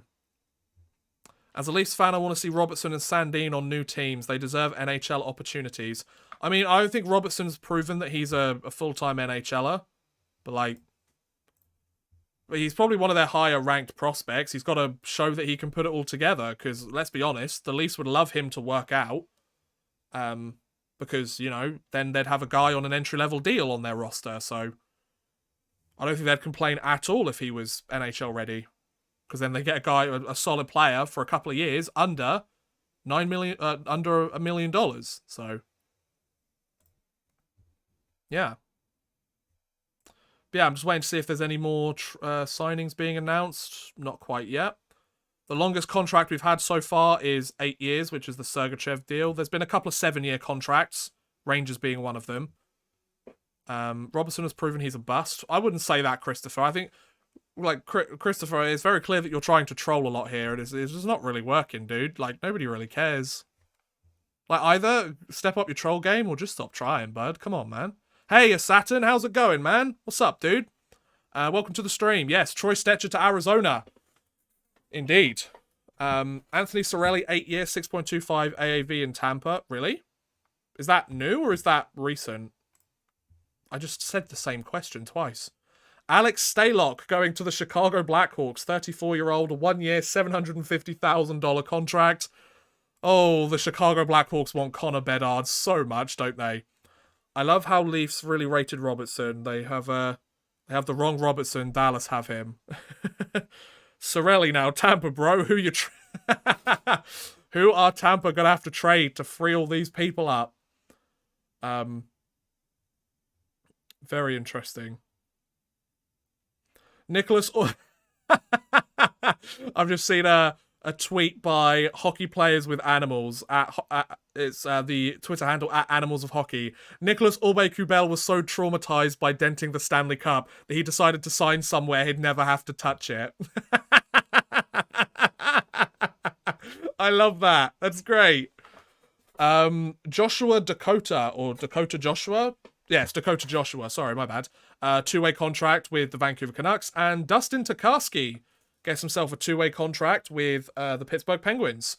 Both of which at roughly $750,000. So there you go. I had to spare 5 minutes for you. I'm about to head out to the St. Louis Zoo with my family. Well, have fun, Saturn. Enjoy the zoo. Thank you for stopping by. Much appreciated, man. But yeah, I hope you guys are enjoying the stream. If you guys haven't done so already, do feel free to subscribe to the channel. I've got plenty of content lined up for the off-season, so make sure you check back. Got a big free agency video I hope to get out over the weekend. Based on the results of this poll, I might do talking about how NHL insiders ruin free agency tomorrow. I'll try to, or I might get it out for Friday at the latest, depending how it works. Or feel free to super chat, guys. If you guys are enjoying the stream and you feel like you want to help support the channel a little bit further, then do feel free to send a super chat. I would really appreciate it. You don't have to, of course. It's not compulsory or anything like that. But yeah, I would really appreciate it. Be very kind of you. So yeah.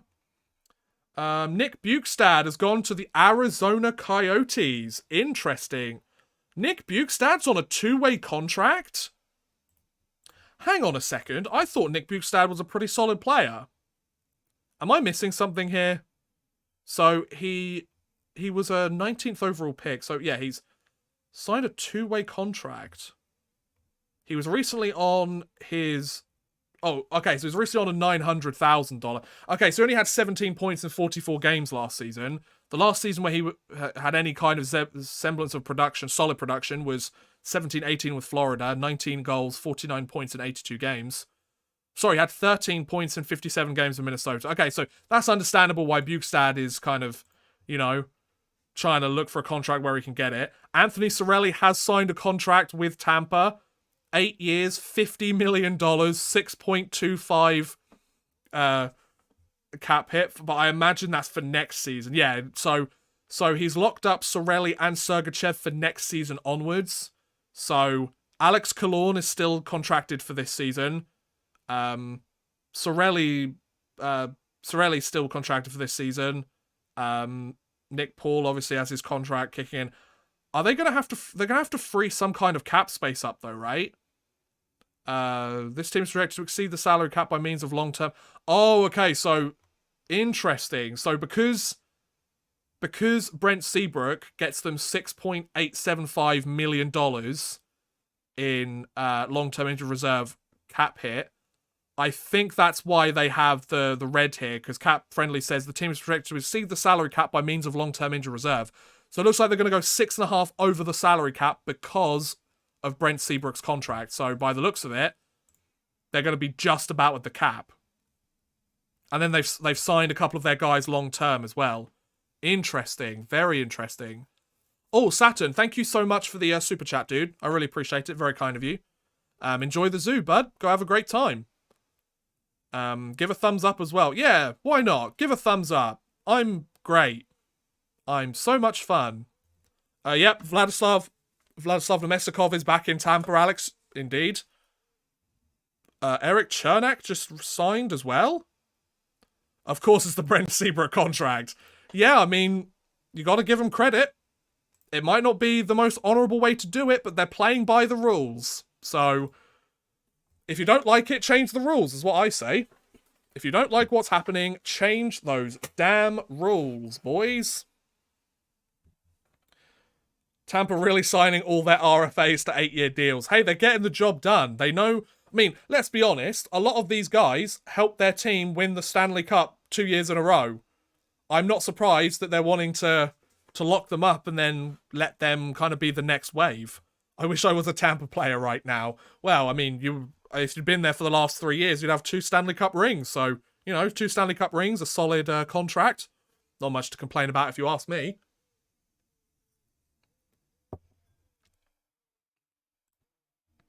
So Sorelli is still the latest one according to Cap Friendly. Still waiting on some more signings. But yeah, I hope you guys are enjoying the stream. I'm having a blast here with you today. Tampa plays it smart, a little dirty, but it's in the rules. Exactly. Like, you can complain about it all you want, but at the end of the day, yeah. The NHL needs to change the rules so that the LTIR contracts do not allow teams to circumvent the cap. Yeah, we can sit here and have that conversation. Absolutely. But, it's one of those things where it's the rule. Really, Sergachev next season will make more than Victor Hedman. Damn, man. Interesting. Trying to see if there's anything else. So, yeah, Ilya Mikheyev has supposedly signed with Vancouver on a $4.75 million contract a year. Oh, my God. Oh, jeez. Wow. Okay, then. What do you think of Gaudette signing with Toronto? I mean, it's a nice... Why not? Shout out to Steve Dangle. Yeah, I mean, Gaudette is a low-risk, potentially high-reward signing, Chernak got 8 years at 5.2 mil. How are they even doing this? Carlos, welcome to the stream, bud. Hope you're having a wonderful day, you sex man. Stop it, you. You're gonna make me blush in a minute. Eric Chernak, right shot defenseman. Chernak's a defenseman? I didn't realise that. That's an extension. 8 years, 41.6 mil, cap hit of 5.2. So does this still mean that Tampa's cap hit, because Tampa's cap hit isn't going to change, obviously, because it's because of LTIR. What is their cap like for next season then? Oh my god, I need to see this, because they'll have Alex Killorn's contract expiring, Nemesnikov's contract expiring, Ross Colton, Belmar, Corey Perry all expire, Ian Cole's contract will expire, Philippe Meyer, his contract will expire, Cal Foote, and Brian Elliott, but projected cap space... Wait, so they've signed all of these players, they still have 4.5 million cap space next year? How does that work? How does that work? How are Tampa doing this? No... That's actually incredible that they're actually managing to get this done. Damn. Interesting.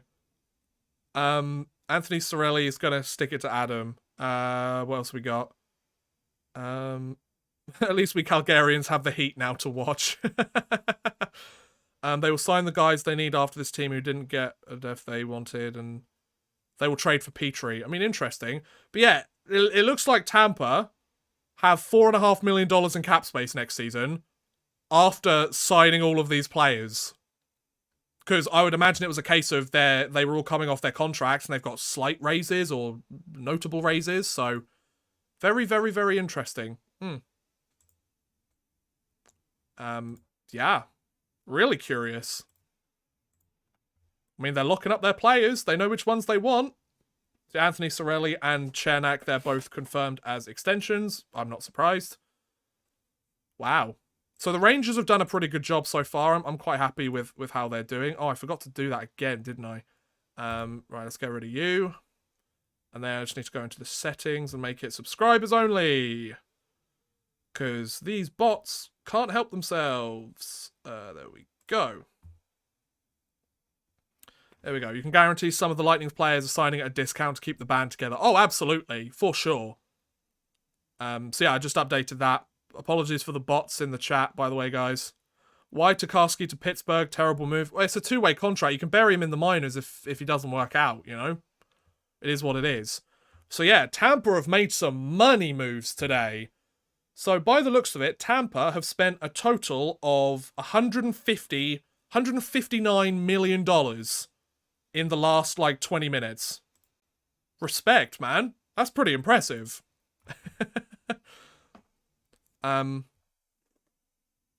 Yeah. It's very interesting. Very interesting what's going on here, you know? Curious to see what happens here. Any more contracts for us to look at? So still some of the big guys haven't gone yet, which is very, very interesting. What teams haven't we chatted about? Yeah, I'm sick of Tampa. I've spoken about most of them. We can bury Murray with the Marlies. You're not burying him with the Marlies, Princess, unfortunately. He's gonna be a 1A or 1B option for the Leafs this year. So, unfortunately, that's the way it's going for you guys. I mean, I'd love to see Matt Murray have a bounce back year. I would absolutely love it. Brendan Lemieux has re-signed with the Los Angeles Kings. Interesting. 1 year, $1.35 million contract. So, okay. I didn't mind him when he was with the Rangers, but I wasn't going to hype him up to be the second coming of Bob Probert or anything. How would you like Trocheck signing with the Rangers? Will that help your top six? Angie, yes, it will. I'm not sure I like the 7 years for that contract, but it was the exact same money that Andrew Kopp signed for elsewhere, so I'm not really surprised.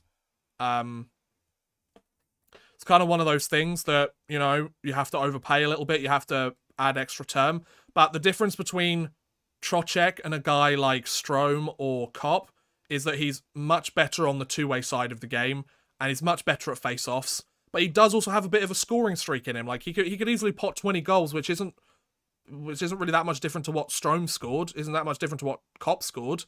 So I'm quite happy with it. And I mean, if it's a situation where Panarin and Trocheck find some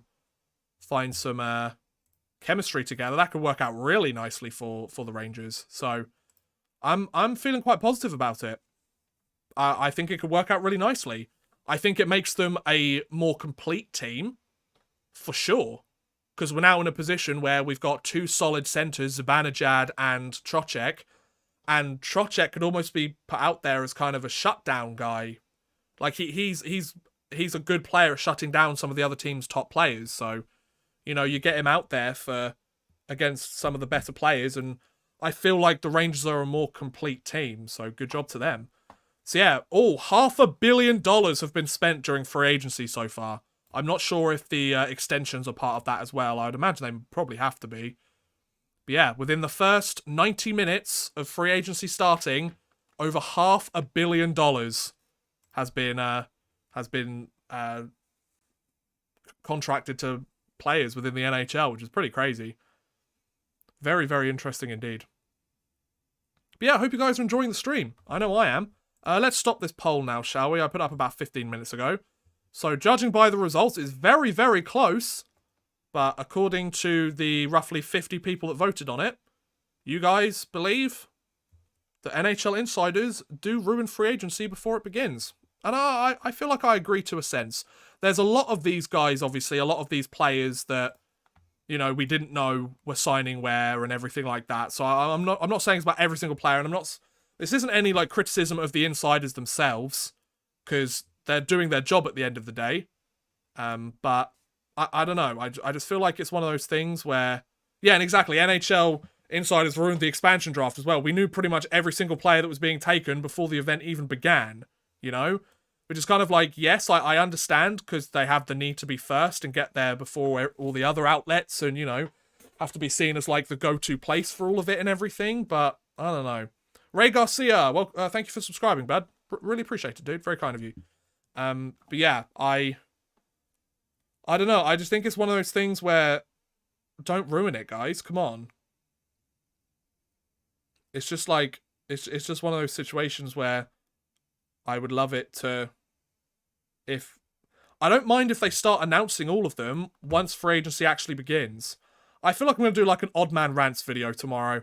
I was trying to hope to do a different video, but I may as well spoil it to you guys. I'm going to do a video this weekend on my opinion of the worst free agent signing from all 32 NHL teams ever.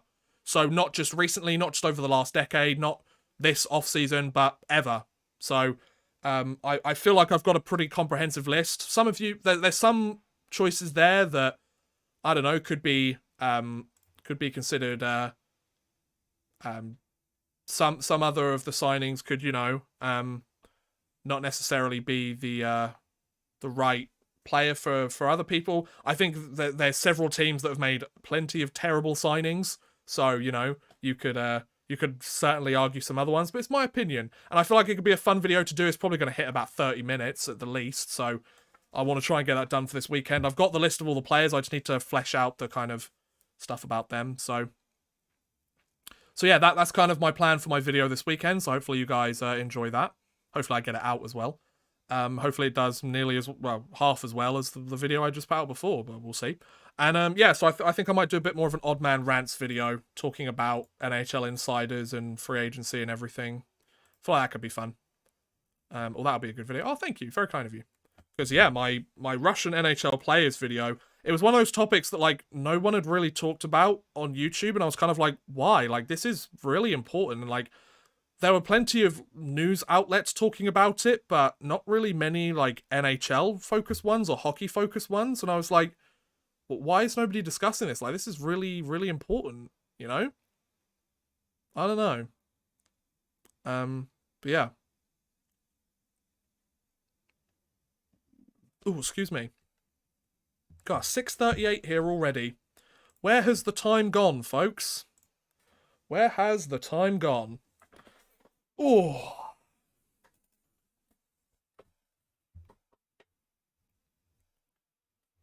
Right, so is there any other signings that we can sit here and have a little discussion about? Nope, nothing as of yet. But 90 minutes in. It's crazy. It's gone quite quickly, though. Sounds like a good vid. Oh, thank you. Thank you very much, guys. According to Sportsnet stats, 3 Canadian teams have made 20 UFA signings thus far. Wow, okay. Considering that according to this, according to Cap Friendly, there have been 49 signings. 3 Canadian teams. Most of that's probably the Vancouver Canucks. They've been very, very active. You wanted the Leafs to sign Brendan Lemieux? I mean, I don't think Brendan Lemieux's that good, I'm not going to lie. Like, yeah, if you want a guy that's got a bit of a tough streak on him, then yeah, I can understand, but he's not really even effective at that either, so he's just kind of like a depth guy who might bring some extra toughness, but I don't know. I don't really see it. I think there's better options available, you know? Oh, excuse me. I had a really busy day yesterday. I had family commitment that lasted all day. AJ Greer has signed with the Boston Bruins, a 2-way contract, so, you know, it's a rookie deal or a depth deal, so nothing really to report there. I'm not going to sit here and go nuts about that, you know? Oh my god, AJ Greer signed with the Boston Bruins? They got Pavel Zacha, though, so hopefully they can sign him to a decent deal. But yeah, I do hope you guys are enjoying the stream. We still got a lot of the big free agents still haven't signed anywhere, which I'm not really surprised with. Because, you know, Goodrow, Kadri, Darcy Kemper, they're pretty much the bells of the ball, really, aren't they? So they can, and John Klingberg as well. Like, they can all really pick where they want to go. So why rush straight in at midday on the first day of free agency when you can just you can just see what offers teams are giving you and the pitches that they're giving you. That might, for context, guys, might be another reason why some teams have been quite quiet, because they're going for one of the big free agents and, they're having to do the whole lobbying of these free agents. So maybe remember that. So, but yeah, anyway. Including Nemeth's $2.5 million, Rangers have about $4.4 million to sign Kako, backup goalies, and address fourth-line vacancies. Well, they've addressed the backup goalie, and they've got a second-line centre, so, it's all working well. Oh yeah, so Jack Campbell's reuniting with Zach Hyman, isn't he? I forgot about that. In Edmonton. Thoughts on the Caps? They're probably going after... I would imagine that the Washington Capitals are going after... Darcy Kemper, so they're probably having to pitch to him because there's probably several other teams that are very interested in him, and understandably so. So I guess we'll have to wait and see what happens now. Excuse me, I'm getting very tired now. It's this weather. It makes me so tired so quickly. Yeah, so Ilya Mikheyev has gone to Vancouver. Dustin Tokarski.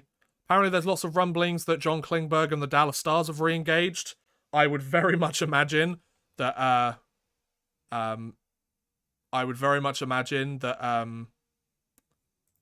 what's it called? What was I going to say? I can't remember. I've heard maybe Klingberg's gone out there. Sorry, my mistake. Maybe Klingberg has gone out there and seen that there isn't as much interest or value out there than he thought there was. So he's like, Dallas, actually, do you want to have another chat? Shall we have another chat? Xavier Ouellet has gone to the Pittsburgh Penguins, and Laurent Dauphin has gone to the Arizona Coyotes. Both of them were on the Laval Rocket last year, and I quite liked them. I went to go see them live several times, and I thought they were really good. Dauphin, I think, was the Rockets' highest scorer last season. He gets a two-way contract with the Arizona Coyotes, as does Ouellet with the Pittsburgh Penguins, both at $750,000 each. So, couple of depth signings there you go. Unsurprisingly, Fire Dubas is trending on Twitter. Why do people want to fire Dubas this time? Let's talk about Kraken. Any big fish today? Supposedly there have been some signings by them. Tiro, welcome to the stream, by the way, but they haven't been confirmed via Cap Friendly, so I decided I'm not really going to talk about them until I've seen like official confirmation. But yeah, I'm feeling quite good about the Trocheck to Rangers deal. That's pretty good.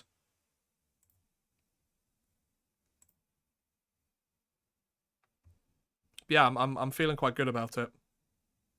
I love how like people on Twitter are saying like, "Oh, you overpaid for this guy, you overpaid for that guy, you've overpaid for this guy, you've overpaid for that guy." It's like, yeah, it's free agency. Do you like know how this works? Everyone overpays for everyone, Apparently Kemper has been signed. Okay, so then we should see an update very, very soon. Leafs fans can be extremely delusional. Yes. Yes, they can. Yes, they can. By the Caps. So Darcy Kemper did end up going to the Washington Capitals, did he? I have to see what the contract's like. Very curious to see that. 5 years, $5.25 million? Really? Is that the contract? So that's really not that much more than Jack Campbell. Only $250,000 more each year. Interesting. Very, very interesting. Very, very interesting indeed. So we're coming up to an hour and 45 minutes since this started, so as a Caps fan, I like the deal. I mean, yeah, I think it looks like a pretty solid deal. I'm going to go on to the Washington Capitals cap friendly. Capitals. Cap friendly. What's the website called? Oh, sorry, Angie. It's Cap Friendly. I'll show you the. It's spelled like. Oh, I guess you can't see it, can you? Because I don't have the. I've cropped out that bit. Yeah, Cap Friendly. CAP Friendly. all one word, and you should find it there. But yeah. So the Washington Capitals, Caps tweeted out it has been confirmed. Okay then. So it has been confirmed. I'm sticking to my guns with Campbell. He's younger. Maybe some stars in McDavid and Dry can inspire him more than Matthews. Maybe. I mean, maybe. We'll see. So before this deal was signed, because it's not on cap friendly right now, although it has got him listed there, just not with his salary, 8.9. So just under $9 million in cap space for this season. So you take off the 6.25. That's what? $2.75 million in cap space roughly. And I mean, they've got all their defense signed for this season. I mean, they've got 5 defensemen, including John Carlson, Dmitry Orlov, Nick Jensen, and Trevor Van Riemsdyk. So they could do with some defensive depth. They don't have a backup netminder. Their forward core looks fine, so I don't think we need to worry about their forward core so much. And yeah, so defense and defensively and backup goaltender, Washington needs some help, but it's a pretty good signing for them, I think. Montreal is doing nothing. Well, there's no point them going and signing the big free agents because they're not ready to compete yet. So yeah, Darcy Kemper has just updated on cap friendly. 5 years, $26.25 million contract, so 5.25 cap hit each year. I mean, to be fair, that's going to take Darcy Kemper until he's 37 years old. So, you know, he's a 25-year-old goalie, and because he's so young, I expect the entire fan base and media to be brutal to him. I mean, no. I don't think you need to be too worried. He's a backup netminder. The Caps could use Zach Fucale as backup. Yeah, maybe, but they might want a guy that's actually proven himself at the NHL level as well. So, you know, it's difficult, isn't it? It's difficult. Has the Vegas Golden Knights done anything? Nope, because they don't have any cap space.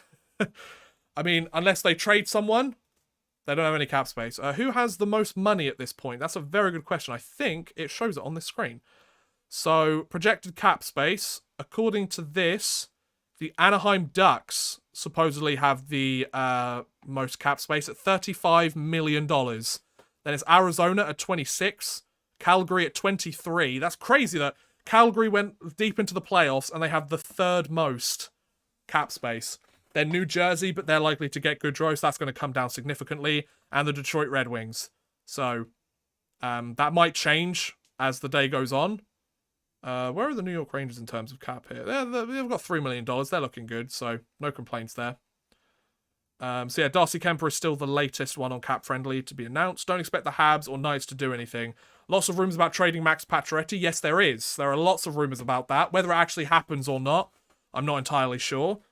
But yeah. I mean, if the Golden Knights want to make a move during free agency, they're going to have to trade someone. So that they either get on it or they don't. Oh, my arse is really starting to ache on this chair that I'm sitting on. My goodness.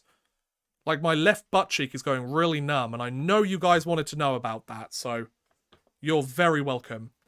Anaheim is essentially trying to remain silent. Well, Anaheim signed Frank Vetrano, but I would imagine it's a case of, you know, like, they know they're not in a place to compete for a playoff spot right now. They've got plenty of cap space. As long as they hit the cap floor, who cares? Save that money, use it later on. Take on some contracts towards the end of the postseason. Or towards the trade deadline, get a bunch of picks and prospects and see how you do it, you know? I think it could be really good for them.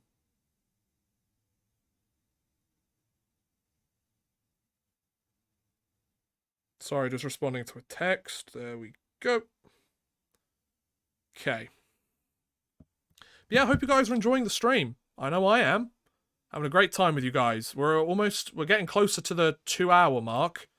I'll probably stay on for about 2.5 hours. I'll probably finish up about 7:30 or 2:30 Eastern time. Just because, you know, we're getting to the point now where a lot of the big names have come off the board. We're still waiting for the kind of the biggest names, but Darcy Kemper's off the board. We've got, you know, Kemper's off the board, Trocheck's off the board, Kopp's off the board, Campbell's off the board.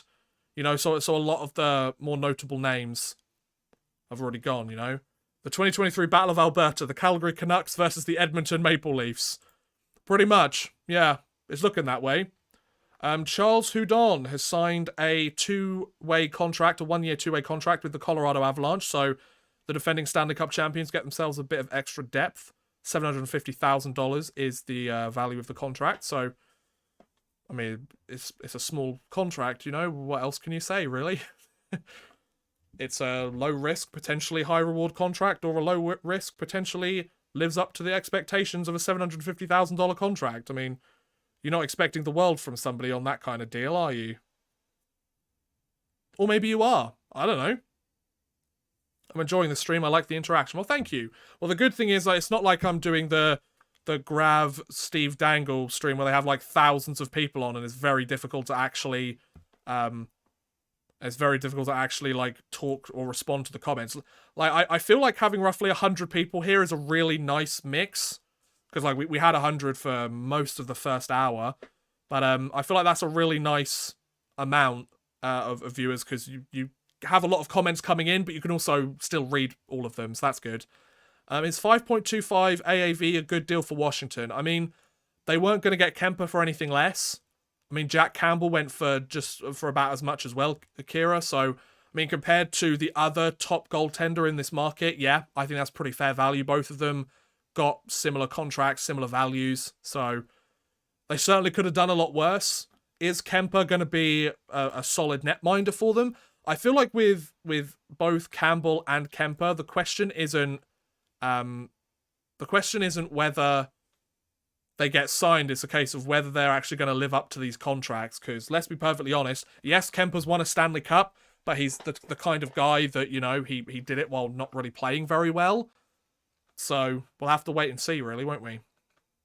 It's always better here. Oh, Mr. Thank you. That's very kind of you. Will Subban find a team? Yeah, I have no doubt that PK Subban... I have no doubt whatsoever that PK Subban's going to find a contract. It's probably going to be a small contract. Probably a very cheap contract. I would not expect anything more than like 1.5 mil a year. I'd be genuinely shocked if he got 2 million a year. So I wouldn't be surprised if, you know, he came over and got the job done, you know. What else we got? Report saying Kadri is not interested in re-signing with the Avs. I don't think the Avalanche have the cap space for him anymore. So I'm not surprised at all. I mean, we all knew that Kadri was testing the market, and it's more like incredibly likely that he's gone. Nick Bukestad has come back up, and that's been unconfirmed again. It's a $900,000 contract, apparently. A 1-year, one-way contract. Okay, so it's previously said that it was a 2-way contract for 2 years, didn't it?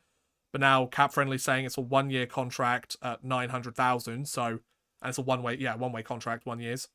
So yeah, maybe that's changed. Thing with Kemper is now he's playing behind a significantly worse defense. Yeah, it's going to be, considering the Lightning, considering that the Lightning are currently in a position where, or not the Lightning, sorry, given that the Capitals still have to sign to, they have to sign 2 more defensemen or bring up 2 more defensemen. Like, they don't have a finished defensive core for next season. They have very little cap space. Yeah, good luck, Washington. Good luck, Kemper, as well. It might be a far more difficult situation for them. Offensively, the Capitals are solid. They always have been. But defensively is where they struggle a little bit.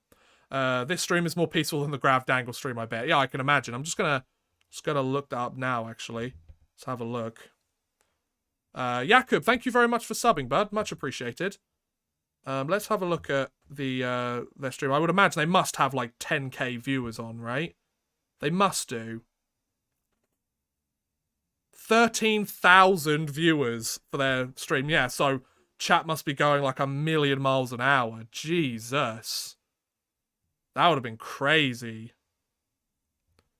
I mean, look, I would love to have 13,000 people watching my stream, but look, compared to Grav and Dangle, I do not compete, so fair play to him, you know? Fair play indeed. I was expecting Jeff Petrie would be traded today. He doesn't want to play in Montreal anymore. Did he say that? I haven't seen anything to claim that he said that. The Caps tried to sign Darcy, they had no other choice. Yeah, exactly, Kira. Like, the Caps have Alexeyev and Johnson in the AHL, so they have some dudes, but not much. Oh yeah, so Alexeyev's a pretty solid defenseman as well, to be fair. He looks like he's on the way up. But yeah, they're going to need to sign somebody else to help shore up that blue line, I think. Yeah, for those of you guys saw earlier, if you've tuned in a little bit later, I got 2 new NHL games turn up today.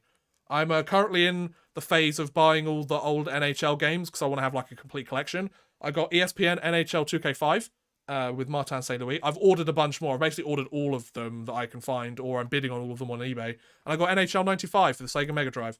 So I thought that would be fun to know. You're very welcome. I heard Dallas is interested in Petrie. I imagine if they don't get Klingberg, they'll probably try and go after a guy like Petrie, maybe. Then obviously trading makes it a lot more difficult. Let's see, has Twitter got anything else to say? Because obviously there's a lot of tweets mentioning the Trocheck signing, so, because obviously I look at more New York Rangers stuff on there than anything else. Yep, so Darcy Kemper has been announced by Washington, and it's already been announced. Anything else? Don't see anything. Yep, Andrew Kopp gets his 5-year deal. Rick Carpaniello says, I think Trocheck's a good get for New York Rangers. Really fast, two-way center, good on draws. Probably replaces Strome on first power play, turned 29 a couple of days ago. So there you go. Take from that what you will. How many more games do you need? I need NHL 22. I need a physical copy. So I'm trying to find physical copies of all of them. Because I recently bought 15, 16, 17, 18, 19, 20, 21. But I already had them on my Xbox account, but I wanted to get them on physical copies. I need now NHL 98, 97, 96, and 94. But I've ordered all of them, and they're already on the way. I need ESPN NHL 2K3, 2K4. That's already on the way. The only 2 that I need now is NHL 2K and NHL 2K2. I believe are the last ones that I need, and I'm currently bidding for them on eBay. So, speaking of which, how's that doing? Let me have a look. Oh, excuse me. Have a look at how that's doing. So, let me have a look at my orders. Yeah, so I've got a bid on NHL 2K and a bid on NHL 2K2. And then my purchase history. Let's have a quick look. Giroux's a done deal. Yes, it is, Bexy. Thank you for the clarification. So yeah, I've got NHL 95. So yeah, I'm waiting on 98, 97, 96, and 94, which are all on their way as we speak. So they'll be here within the next couple of days. So I'm very happy with that. Toronto's AHL goalies, Nick Hildeby, Eric Sholgren, and Joseph Wall. Didn't Wall leave? Oh no, sorry, I'm thinking about Rangers' Tyler Wall. Yeah, so they have some decent netminders in the system, but I'm not surprised that they went and got Samsonov, who's got more NHL experience. By the way, will you bring back your NHL season replayed series? Yes, I am planning to, Princess Flora. That is something I want to do. It's just finding time to do it, you know? I've been quite busy recently, and there's been a couple of things that have been happening in the NHL recently that I wanted to talk about. And the NHL replay series is very much one that I can kind of dip in and out as I go along. Like, I don't have to have a video go out of it every week, and obviously the off-season's coming up, and there's going to be a lot of weeks where there isn't really much going on. So I can just, like, record a bunch of those videos during a week and like, schedule them to upload every once in a while, you know? NHL Hits 2003 was a great game. I agree. I love that game. It's so much fun. Any other signings cap-friendly, or has it gone quiet? It's gone very quiet now. Haven't really heard anything in the last 5-10 minutes from any players. Jakub, welcome to the stream, bud. Hello from the Czech Republic. Well, hello. Hello from England. Do we have some news about Palat yet, and where you think he will go? We haven't heard anything about Andre Palat, where he's going to sign. I wouldn't be surprised if he ended up with the New York Islanders, actually. Now that I think about it, if the Islanders lose out on Gaudreau, I feel like that would be a perfect fit for them. Because, you know, they need a scoring winger. They need a guy that's proven in the playoffs as well. I feel like if the Islanders swing and miss on a couple of players, that he could be a really good one. Do you still do stuff for elite prospects? Every once in a while. Haven't really done anything recently. Just haven't really got around to it, to be honest. I've been super busy recently, and there's been a lot going on. So, I mean, I've just about been managing to get videos out for my own channel. So, you know. Sounds like a good summer project. Exactly, you know, like, that's one of the reasons why I started it at this point, because things were starting to slow down a little bit. But, you know, we had the Stanley Cup Finals, then we had the draft, free agency, so those are obviously big events, and as you can see by the amount of people watching this, people are very interested to know about this stuff, but after free agency, it's all going to go very, very quiet for a good 6 weeks. So I can start doing some more videos, you know. What was I going to look at? I was going to look at something. The New York Islanders. I want to look at their cap situation. New York Islanders cap friendly. Let's take a look at them. The Islanders have $11 million in cap space. They have Barzal, Anders Lee, Brock Nelson, Josh Bailey, JG Pajot, Kyle Palmieri, Anthony Beauvillier. Yeah, I mean, they've got a lot of decent wingers. You could throw in, you know, you could throw in you could throw in a guy like Nazem Kadri. They have the cap space to sign him if they really wanted to. You could throw in Andre Palat in that group because, I mean, Barzal plays center, Nelson can play center, JG Pajot plays center as well, so, you know, you could throw him on one of the wings. They've got both their goaltenders signed for next season in Varlamov and Sorokin. They do need to sign Noah Dobson, and they need to sign Alexander Romanov, who they recently picked up, so maybe they want to go for somebody like for 7 mil or something, because that gives them plenty of cap to re-sign Dobson, Romanov, and Kiefer Bellows they might want to re-sign as well. And yeah, that could work out really nicely for them, so. Do you think the Avs will re-sign Lehkonen? That's a good question. I'm not 100% sure. I guess it depends if they have the salary cap space, because I'd imagine that both sides want to make it happen, but it's just a case of, you know, it's just a case of can they make it work money-wise. Anybody else? Nope, Nick Bukestad is still the latest one, so I feel like it's going to be one of those situations where if I decided to end the stream, then you know what's going to happen. You know what's going to happen, like, I'll end the stream and then all of the big free agents will end up signing. But also, I feel like if I stay on the stream, it's going to take till, like, midnight tonight for us to actually hear anything. I don't know. I'm going to be straight up, Liam Bailey suck. Yeah, but they're on decent team contracts, so, you know. The thing is, Liam Bailey are the kind of guys that I think would be really good complementary pieces, but as, like, main pieces in a lineup, I don't think they're it, you know? Like, if they're a middle six guy for a team, I think that's good, you know? Oh, hang on a minute. Have the New York Rangers made a trade? Hang on a second. Think the New York Rangers and Arizona Coyotes were working a minor deal, potential cap dump. Let's see where this goes. New York Rangers believed to be getting a prospect from Arizona. Wait, hang on a minute. Wait, have the Rangers actually traded Patrick Nemeth? No way, really? Andrew Kopp tells ESPN that the New York Rangers never made him an offer and were looking to go a different route. Interesting. Wow, okay. Gave up a first-round pick, then didn't even make an offer to see where he was money-wise. I mean, it was the 30th overall pick, but I mean, I'm happy with Trocheck. It would have been nice to get him at the same length of time as Kopp got from Detroit, but it is what it is, you know. So it looks like we might have a trade on our hands here, folks. Have they managed to actually trade Patrick Nemeth? And of course it's to the Arizona Coyotes, because they're like, oh, nobody actually wants to come and play for us this year, do they? Oops. I love that. That's great. So let's see. Oh, what's happening?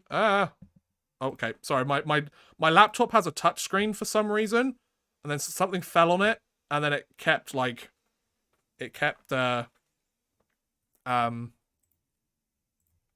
moving. Oh, could you imagine if the Rangers got Liam Kirk in this trade? I'd love that. If they get a prospect, give us Kirky.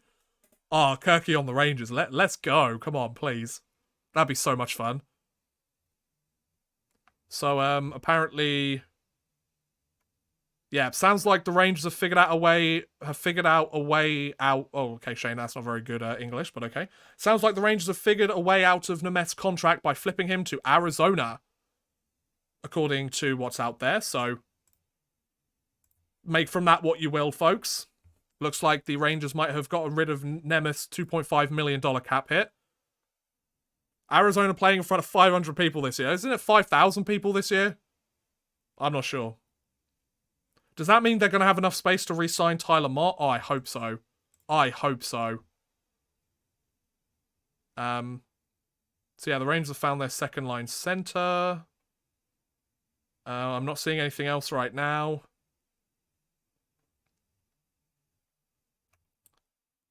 Yeah, nothing too crazy taking place right now. So according to Jay Fresh, Vincent Trocheck, signed 7 years, 5.6 mil by the New York Rangers, is a second-line center who excels at creating dangerous chances for himself in tight, especially deflections and one-timers, can pass the puck as well, although was less creative in that regard in Carolina than in Florida. Well, you're playing with Panarin, so you don't have to be creative. Let him do all the creativeness, you know? Crosby ruins everything because of course he does. Why has Crosby ruined something? Well, what's Crosby ruined? So yeah, by the sounds of it, the Rangers have managed to trade Patrick Nemeth and his $2.5 million cap hit. So, let's go. Let's go, boys. God, this is actually working out to be a really nice free agency period for the Rangers. I'll take it if that's the case. I wonder which prospect is coming back, if there is one. Because it sounds like there is. It's just a case of which one it is, I guess. And then they can use that cap space to re-sign Tyler Mott as well. Which I'd be very happy with. Like, very, very happy with it.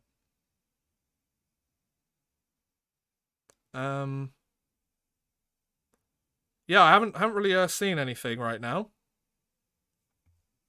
Nothing been announced as of yet. The Malkin re-signed specifically. Oh, okay, fair.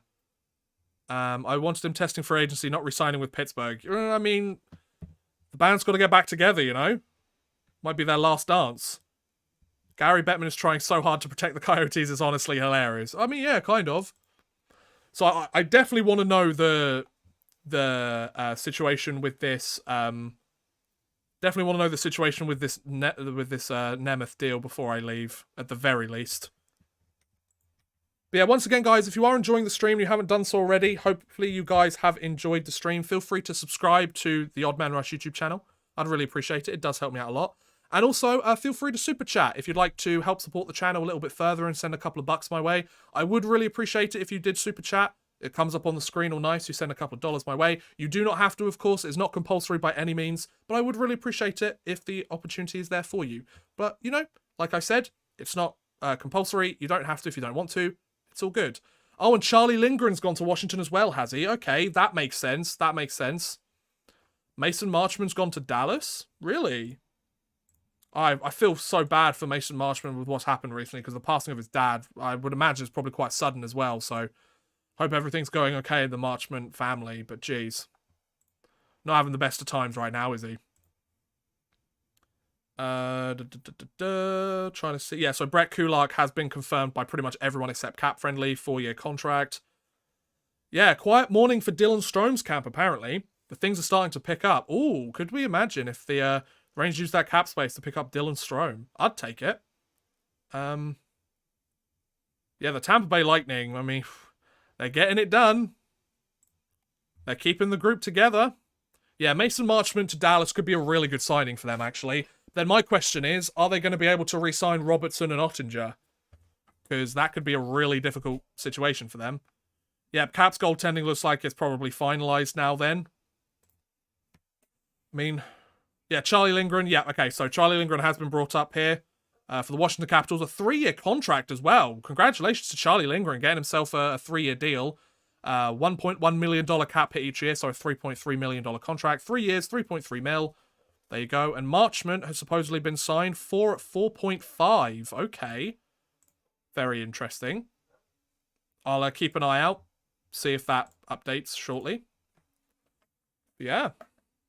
Let me know about this Patrick Nemeth trade. I need to know. I need to know. Give me the information on this Nemeth deal, please. If my team doesn't get good draw, I wouldn't mind Dylan Strome or Palat. Yeah, I think Andre Palat could be a really good move for the Islanders. I think that could work out really nicely for both sides, to be honest. Yeah, Charlie Lindgren's the latest guy still. That's according to Cap Friendly. I'd say at that point it'd be one or the other. Maybe, yeah. Who is Andrew Agazzino? He's a depth player, isn't he? He's a guy that's been in the minors recently, I would imagine. So yeah, 55 signings, 141 years in contract length, $135 million in cap hit. So this team would be well over the cap. And total contract dollars, over $500 million. Damn. A lot of money being spent here today. But it's free agency, baby. Gotta spend your money on free agency, otherwise what you doing?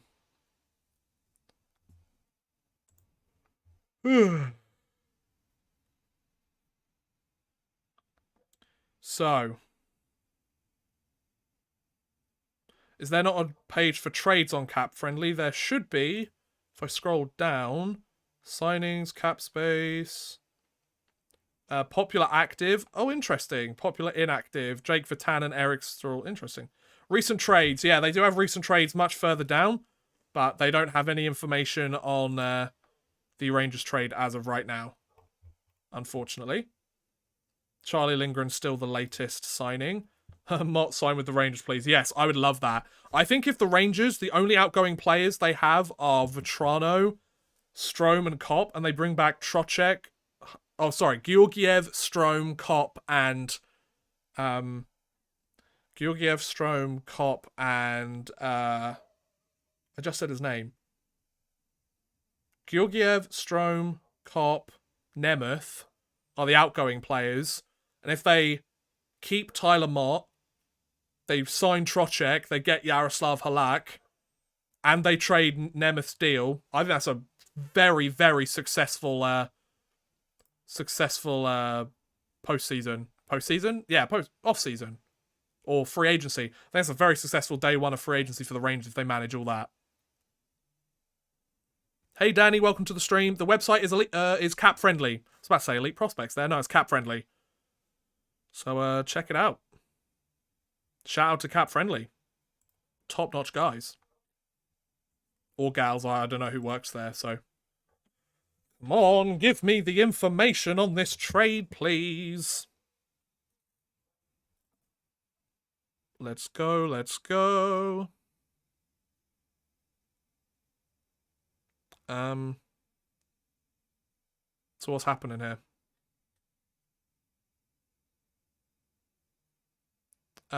Post off season. Yeah, that works. Post off season works too. Post office season. Yeah, Vetrano signed. Madison Bowie signed with Montreal. Oh, that could be a nice fit, actually. Yeah, Mason Marchment to Dallas has been confirmed now. Wow, Mason Marchment getting a 4-year, $18 million contract, a 4.5 mil cap hit. That's going to make re-signing Robertson and Ottinger very difficult. They've only got $13 million in cap space as of right now. They're going to have to be bridge deals for both of them. They're both, well, they're 22 and 23 years old respectively. And then next season, they have 35 mil in cap space, but Pavelski comes off the books. Hintz, Guranov, Glendening, Kiviranta, Pettersson, Tanakira. So they're still on the books for Ben and Sagan still. But Mason Marchment, he looks like he's going to add to that group. I'm not quite sure about that, though, you know? Because, I mean, he's 27. All the core guys for the Dallas Stars are in their 30s by this point. They don't really have a very solid defense. I'm very curious to see what happens with this, to be honest. Interesting. Interesting. But yeah, that's the latest we know so far. So the Mason Marchment deal has been updated. Anything else? Nope, nothing so far. It's all getting a little bit slow now, isn't it? But yeah, once again, guys, if you are enjoying the stream, do feel free to subscribe, do feel free to super chat. Options there. Feel free to take it if you want, or don't. It's up to you. I'm not your dad. Do what you want. Oh, excuse me. Hearing the Oilers are bringing aboard Cal Picard as the third goaltender behind Jack Campbell and Stuart Skinner. Okay. Ottinger is going to get a big boy contract. He played really well. Carolina gave almost nothing for Brent Burns. I mean, Steven Lorentz is a decent player, but yeah, they could have given up a lot worse, couldn't they? Evander Kane said that he asked for a trade every single season he was part of the Winnipeg Jets, but didn't ask for one when he was first signed by Atlanta. Well, because Atlanta is different from Winnipeg, I guess. And plus, he'd only just been drafted by the Atlanta Thrashers. He's not going to request a trade from them because he was only there for like a year or two before they relocated. Who do you think the Kings trade to re-sign Mikey Anderson and Sean Durzi? I don't know. That's very interesting. Do they need to trade people in order to re-sign them? What's their cap situation like? I don't know. I'm genuinely curious. Let's have a look. Los Angeles Kings cap friendly. Let's have a look. So the Kings have about 3.5 mil. And they need to sign Gabe Velarde. They need to sign Michael Anderson and Sean Durzi. I feel like none of those guys... I mean, Cal Peterson, Jonathan Quick. They've got Doughty on injured reserve as well. Sean Walker. They've re-signed Brendan Lemieux, of course. That's interesting. That's a really interesting question. I mean, I guess they could try and move a guy like Alex Iafallo or Trevor Moore, maybe. Blake Lizotte. I mean, Blake Lizotte's only 24, so you probably want to keep hold of him. Trevor Moore's probably a guy you get rid of at some point. And then Matt Roy making 3.15 mil. I'm not sure if that's a good idea. Maybe there's some of the guys. I don't know. See cap friendly. What else they got? Still on Mason Marchment. Still, some of the really, really big free agents haven't gone yet, have they? But yeah, Patrick Nemeth has gone to Arizona. I just want to know the terms of the deal, because... Here we go. So, the New York Rangers have acquired defenseman Ty Emberson from Arizona in exchange for defenseman Patrick Nemeth, a second-round pick in the 2025 entry draft, so 2 years from now, 3 years from now, and one conditional future pick. So what's the conditional future pick? I mean, giving up a second... okay, so along with a 20 and a future 2024 third or 2026 second, the Coyotes will have the choice. Hey, look, if that's what it costs to give up the $2.5 million cap hit and they get something back, like, it sucks that we have to give up a second and potentially another second, but it is what it is. Like, they freed up 2.5 mil. They could sign Tyler Mott. Surely they could sign Tyler Mott with that. Have they announced the trade? Nope, the trade hasn't been put up on Cap Friendly, so... The trade has been announced by the Rangers themselves, so I'm glad they managed to free themselves of Nemeth's contract. It wasn't a good move. Didn't turn out very well at all. But, I mean, it could have been a lot worse, you know? Like, even if Emberson doesn't make the team at all, like, you know, giving up a second, it is what it is, you know? Nemeth just, like, he wasn't that good when he was with us, or with the Rangers, and he was getting beaten out of a roster spot, and when we're a team that's trying to keep under the salary cap and try and keep money to sign players in the future, $2.5 million for a guy that we're not using is, you know, it's not really great, is it? Nola Chari has signed with the St. Louis Blues, a 1-year, $1.25 million contract. So, Nola Chari, former Boston Bruin, former Florida Panther, he's moved. But, yeah, things are going quite well.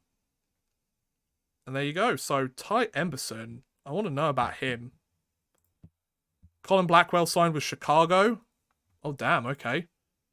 Ty Emberson. Who is Ty Emberson? Let's look at his Elite Prospects page. He is a... Let me zoom out of that slightly. He is a 22-year-old right-hand shot defenseman who spent last year with the Tucson Roadrunners. He was a third-round pick in 2018. And he scored 11 points in 58 games with Tucson, but he was a minus 25 during that span, so... Not the best, but... I mean, could be a lot worse for them, you know? Do you like the New Jersey Devils? I'm a Rangers fan, so no. I mean, I like all the NHL teams in some semblance, you know? Do you watch all 82 New York Rangers games? I don't. I usually watch, like, because of the time difference, especially when I'm over here, I usually watch, like... But I'd say I usually watch between, like, 70 and 75 each season, or at least I try to. That's the aim that I go for. I'm never going to be able to watch all of them. Because, especially the West Coast games where they start at 3 a.m., I can't watch them. They're on way too late for me. So the one thing I liked about being in Montreal, because those games started at 10 p.m. and that's still earlier than they start over here at a 7 p.m. start time. So, you know, those ones I didn't mind.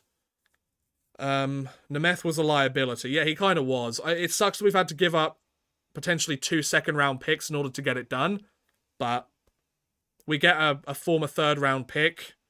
And we get ourselves 2.5 million cap space that we can use to sign Tyler Mott long term. So it's almost as if we're giving up a second round pick to potentially re-sign Tyler Mott, and it means that we have some more cap space moving forwards. I'm sure it's fake, but I'm sure that would never happen on Wiki. I'm confused. I'm sure it's fake. What's fake? I'm so confused. Anyway, anybody else signing? Not according to Cap Friendly. But yeah, hope you guys are enjoying the stream. Wow, we dipped in viewers for a little while, but everyone seems to be coming back again. So welcome to the stream, guys. Hope you're having a wonderful day. Free agency has been going for about 2.5 hours now. This stream's been going for about 3. So yeah, I hope you guys are all enjoying the stream. Hope you're all having a good time. Colin Blackwell has signed with the Chicago Blackhawks. It's a one-way contract, 2 years, $2.4 million, so an average annual value of $1.2 million. So fair play to him. Congratulations to Colin Blackwell. I liked Colin Blackwell when he was with the Rangers.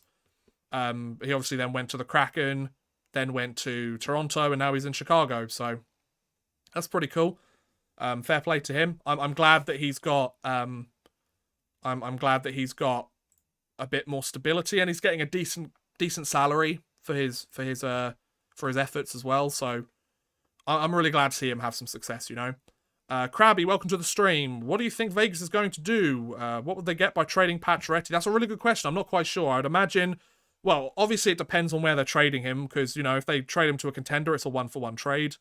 But I think it's very, very interesting to see what happens. So the Canadians have announced Madison Bowie, Anthony Richard, and Mitchell Stevens. They've all signed to 1-year, 2-way contracts. So that's pretty cool. You're saying Oscar Lindblom's gone to San Jose. I hope he has nothing but success. He's gone through his fair share of difficulties. But, yeah. I'm going to be very interested to see what happens. Great stream you've got here. Oh, thank you, Boston. That's very kind of you, man. Enjoying it and your info. That's very kind of you. I'm not sure I'm the most knowledgeable when it comes to all these different players, but I'm just a fan just like you guys, and we're sitting down and having a good time, enjoying it, you know? So, if you are enjoying the stream, do feel free to subscribe to the channel. I would really appreciate it. It does help me out a lot. And feel free to super chat if you want to support the channel just that little bit further and send a couple of bucks my way. I would really appreciate it. It would be very kind of you. You don't have to, of course, but the option is there. I still remember the 2002-2003 Rangers. Nedved, Lindros, Messier, Holik, Pavel Bure, Leach, Kovalev, Richter. $130 million. Yes! Why not? Why not, you know? So yeah, the trade has been put on Cap Friendly now. So Ty Emberson goes to the Rangers, and Nemeth goes to the Coyotes. A 2024 third-round pick, which is conditional. They have the option to acquire a 2024 third-round pick or a 2026 second-round pick. Why would you not want to take the second in that situation? That seems kind of dumb.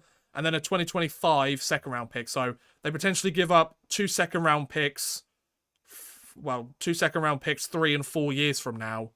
You know, so the Rangers are probably hoping by that point they've got a core of players together, they've got their roster figured out, and they're hopefully winning cups. So, you know, I wouldn't be complaining at all. I think that's a pretty good trade for both sides. It sucks that that's how much 2.5 mil cost to free up, but if it means they get back Tyler Mott, I'll take it. I'll take it every day of the week. So, yeah. Yeah, this is interesting. So we're coming up to 2.5 hours since free agency started. I'm very curious to see if Goodrow announces where he's playing soon, because you know, because I've been streaming for about 3 hours by this point, so I'm not wanting to stay on all day, because, you know, your boy's got to eat at some point, and I'm fat, so I definitely need to eat. But anyway, yeah, I really need to figure out what's going on, you know. Did the Rangers re-sign Kakko yet? Nope, because he's an RFA. He has been qualified, so they have time. Yes, Patrick Nemeth, I've mentioned him for the last little while. He has been traded, so Rangers managed to avoid his cap hit. Apparently Florida just signed Nick Cousins. Well, it's better than playing in Arizona. Did Nick Cousins play in Arizona this year, or was that Philadelphia this year? I can't remember. Philadelphia, like, everyone's been complaining that they haven't made many moves. They don't have the cap space to do it, especially after signing Anthony D'Angelo, so... Yeah, it's all very interesting situation. Lehkonen gets big extension in Colorado. Is that true? I'll wait till I see it on Cap Friendly, because then I can give you a very clear indication. Oh, my ass is really starting to ache on this seat. My God. See, this is the kind of stuff you don't get on the Sportsnet broadcasts, you know? Cousins was in Nashville. Thank you. My mistake. Thank you very much for that. Will Alexei Lafreniere explode next season? 31 points last year is so-so. You've also got to remember that he was playing third-line time for the large majority of the season, so, you know, it is what it is. I feel like he showed that he can break out in the playoffs. He's just got to get it done, you know? I think this year, playing with, on the top line, knowing what it takes in the playoffs as well, I think he'll be fine. I think Alexei Lafreniere will have his breakout season this year. So the Rangers, by giving up those draft picks, they still have a first and second for each of the next 2 years. They're still getting prospects coming in. And they have a third from this year, thanks to Colorado, because they lost their own third. Who was the third for in the previous one? Oh, the Justin Braun trade. Interesting. The Rangers now have $5.5 million in cap space. And they need to sign Capo Caco and Tyler Mott. That sounds pretty good to me. I feel you, man. Arce's uncomfortable chairs suck. Yeah, literally. Who will the Rangers' top 2 right wingers be next year? Lafreniere and Caco, I imagine. We got to give them the chance at some point, right? What else we got? Chairs probably like $1,000 each, let's be honest. How does Jack Hughes do this year? I think he's going to have a great year. Jack Hughes is a solid player. He's such an underrated guy. Seattle have signed Andrew Portaliski on a 2-way contract or a 2-year contract. Sure, I've no idea who he is, but well done, Seattle. What happened to Justin Braun? Well, he's gone to free agency. We haven't heard anything yet. He's not probably going to get signed for a while. He's not exactly a big name, is he? Pierre LeBrun says 5 years, 4.5 mil for Arturi Lehkonen. I mean, he was pretty clutch for them in the postseason. He was for Montreal the year before, so I'm not surprised at all. Ooh, interesting. The Rangers have signed Louis Domingue. Oh, wow. Considering how well he played for us during against us in the postseason, he's probably like, yeah, let's go. That's really funny. That's really interesting. That's really funny. Portaliski is a very good AHL player. Oh, is he? Okay, fair enough then. Would you take Patrick Kane for Capo Caco? No. Yes, Patrick Kane's a great hockey player. But trading Capo Caco to get him for 1 year, it's not worth it. Capo Caco's got tremendous potential. Like, the Rangers are trying to show that they can do this with the players in their system for the most part. They've got to stick to them. You've got to commit to them. Apparently, oh, really? Apparently Perron's gone to Detroit. Interesting. Wait till cap-friendly updates. Let's look at the details of this Louis Domingue signing. I imagine it's a 2-way contract. It's on a 2-year contract, so Louis Domingue's going to be spending a couple of years with the New York Rangers. Doesn't say what the term is. Who is the backup then? Domingue or Grice? Wait, what? It's a Halak. Igor Shesterkin and Yaroslav Halak are going to be the netminders for the New York Rangers next season. Then I imagine Domingue's going to be the starter in Hartford, probably. Or a backup in Hartford, I don't know. Dennis Gilbert or Gilbert, depending on who you ask. Or depending on where he comes from. So he gets a 2-year contract from Calgary. Madison Bowie gets a 1-year, 2-way contract. Nick Cousins gets a 2-year, 1-way contract, $2.2 million, so 1.1 average annual value. And there you go. Oh my god, Lou, wake up. Knowing him, he's probably asleep. Yeah, probably. He's probably just like, I'll get round to it. We'll sign some players at some point. So I'm going to keep streaming for the next half an hour. I think that'll be the way that I do it. I'll stream for the next half an hour. Because then that'll be 3 hours. It'll be the first 3 hours of free agency. And a lot of big name players will have gone by that point. And chances are the other players will sign slightly afterwards. But it is what it is. So yeah, Oscar Lindblom gets a 2-year... Oh wow, a 2-year contract. $5 million. Wow, fair play to Oscar Lindblom. He deserves that. 2.5 mil cap hit. And then Arturi Lehkonen, 5 years, 22.5 mil with a 4.5 cap hit with the Colorado Avalanche. So he resigns with them. Fair play. Gilbert, really, we spent $1.5 million on him. Yes. Although the cap hit's 762,000 a year, so I don't think you need to worry about it too much. Even still, Calgary's signing a lot of players to like league min deals, yet they have some of the most cap space of anybody available. I'd imagine they're doing that to shore up their depth while they're probably trying to chase Nazem Kadri, I would think. I would think that's the way that they're trying to do that. I mean, Kadri nixed a trade to Calgary when he was still with the Maple Leafs, so I wouldn't be surprised if he didn't want to re-sign. But then again, if they're going to offer him 10, 11, maybe $12 million, I don't think 12 million, but you never know. Maybe he's like, I'll go play for Calgary. You know, the Saddle Dome isn't falling apart that badly. So I guess we'll find out, right? Yeah, considering that there was a large portion of the stream that we had over 100 people here, like, thank you guys. I really appreciate the support today. I'm feeling the love. And because this is kind of the last big day in the NHL's calendar until next season, until training camps and preseason starts. So, you know, I'm glad that we managed to kind of finish off this last year with a bang. Anything else on the Twitter front?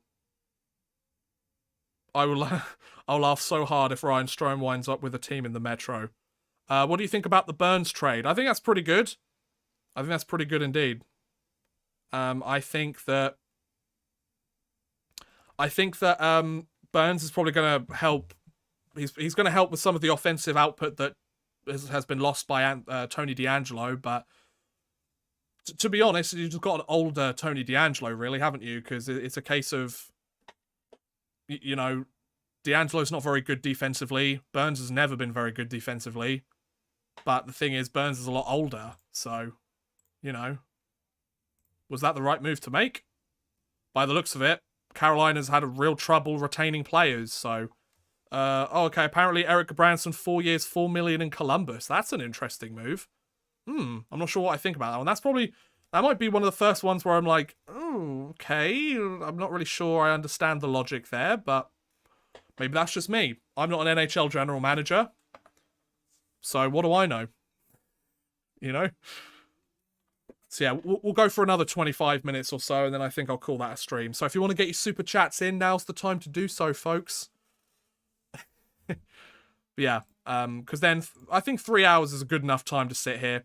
So Louis Domingue, it's a 2-year contract, $1.5 million, a cap hit of $775,000. Okay, oh, open link in a new tab, didn't mean to do that. We'll just open the link in a new tab, not in a new window. So I imagine they're going to put that down the minors.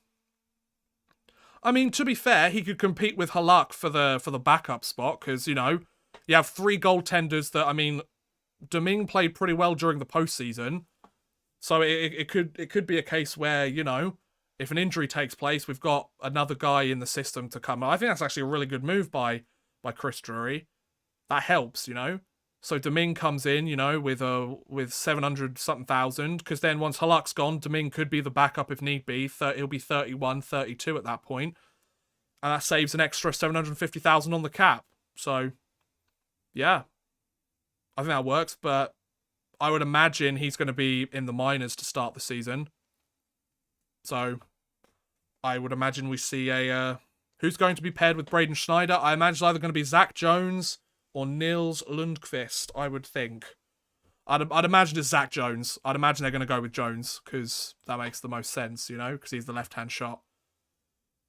Yeah, Domingue signed, so yeah, I'm quite happy with Chris Drury's moves today. The only thing is the length of Trocheck's contract I'm not too sure on, at 7 years. But, you know, maybe you trade that later down the line. He helps us open up our window a lot more. He's a solid two-way guy. He's a quick guy. He wins face-offs. He's good along the boards. He's a great passer.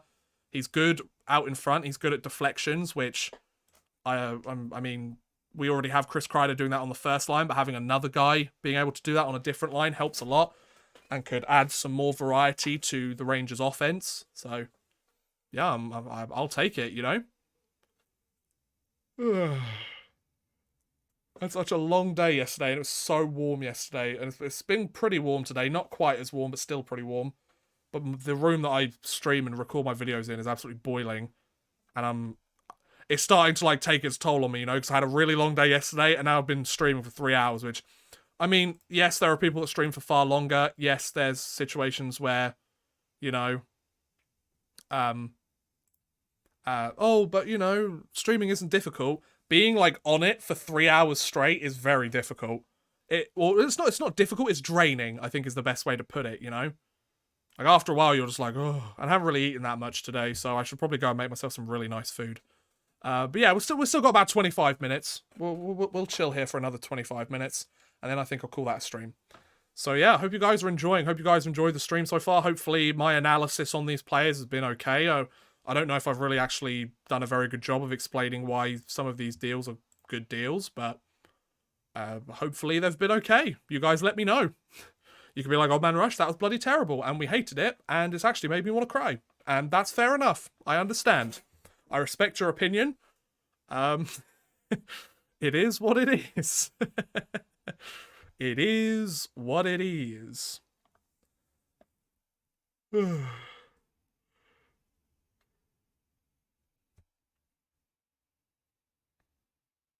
Jan Rutta to Pittsburgh. Interesting, because he was a top pair right defenseman for Tampa last year. So yeah, the Eric Gabranson to Columbus deal has been announced on Cap Friendly. So yeah, 4 years, 16 mil, $4 million a year cap hit. I mean, it's something. I probably wouldn't have signed Gabranson to a deal like that, but for some reason teams keep signing him to those kind of deals, so fair enough. What will you be making to eat? I have no idea. I was kind of considering going and taking a drive to Timmy's to get something from there for dinner, because, you know, I've been working hard. But I don't know. Maybe I'll think about it. I'm not sure I really have much in the house, to be honest. I ate McDonald's yesterday because I was out all day yesterday. I really need to start eating healthy again. I've kind of fallen into old habits. It's like, oh no, this isn't good at all. But anyway, I digress. Oh, I just want to stop sitting on this chair, you know? Like, it's getting so uncomfortable. This is the point where I get tired and complacent and start complaining about everything like an old man. And you're all here for it, and I know you all enjoy it anyway, so don't even try to claim otherwise. Yeah, really glad that the Rangers moved Nemeth's deal. That's really helpful. I'll take that. I just want to see them re-sign Tyler Mott. That's kind of the reason why I'm holding out here. I just want to see that they re-sign Tyler Mott. I want to see if there's been any movement or any update on that, because let's get it going, boys. I want to see that he's been re-signed. Let's go. Come on.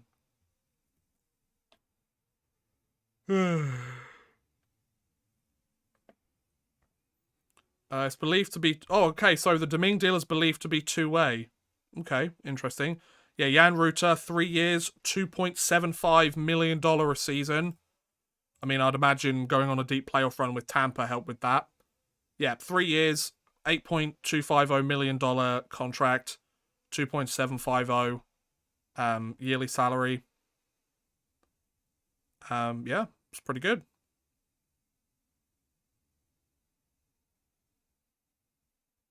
Come on, Tyler Mott, rejoin the Rangers. You know you want to. Thoughts on the Jan Rutta deal? Well, I mean, you know, 3 years is interesting. I mean, Jan Rutta was a pretty steady presence on the back end for Tampa during the playoffs last year, from what I saw of him. He very clearly wasn't a star player, and he was very clearly overshadowed by the other top defensemen on that team. He's a good complementary piece by the looks of it. And I mean, going to Pittsburgh, you've got Letang there already. He's probably, I would imagine Rutta's either going to play on the second or the third pair. Let me take a look at Pittsburgh's cap friendly. Pittsburgh Penguins cap friendly. How much cap space do they actually have left with all these signings? According to Cap Friendly, they have 2.5 mil, so their forwards, they've pretty much locked up all of them. Kasperi Kapanen's the only one they need to lock up. So their defense, they've got Chris Letang, they've got John Marino as their second right-hand shot, they've got Chad Ruhwedel, and now they're adding Jan Rutta. So I mean, Rutta could... Yeah, Rutta's probably going to be the third pair right-hand shot, which at 1.625... No, it's at 2.7, wasn't it? At like 2.5 mil isn't bad, you know? If he... See, I could very much see it being similar to the Patrick Nemeth situation if he doesn't work out. If he earns his place on the bottom pair and, you know, plies his trade with the team and does very well for them, then yeah, that contract will be fine. It could work out very nicely for them, but once again, it's a case of whether it actually works out. I mean, he played very well alongside Victor Hedman in Tampa, and, you know, like, people will say, oh, if you're playing with really good hockey players, then it's so easy to show that you belong there. But at the same time, you actually have to have some semblance of quality and potential to be able to keep up. So I think, I think Pittsburgh got a pretty decent signing there at $2.75 million a season. Maybe you would have liked it to be a little bit less, but I think the whole going to the finals probably upped his value a little bit. And he knows what it takes to go a long way. So Pittsburgh seems to be shaping up a pretty decent roster here. It's just, for them, I think it's just a case of whether they stay healthy. Because if they can't stay healthy during the season and during the postseason, then I don't think there's going to be much of a chance for them. You could say that about any team, but because they're getting older as well, it could be more possible that some of these players struggle to stay healthy. So, yeah, those are kind of my thoughts on it. Let me know what you think about the Jan Rutta deal.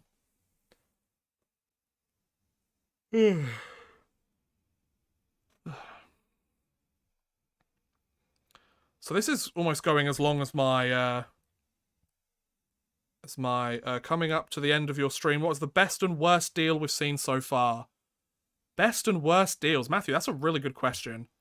I feel like one of the worst ones for me right now probably has to be either Gabranson to Columbus on that 4-year, $4 million deal.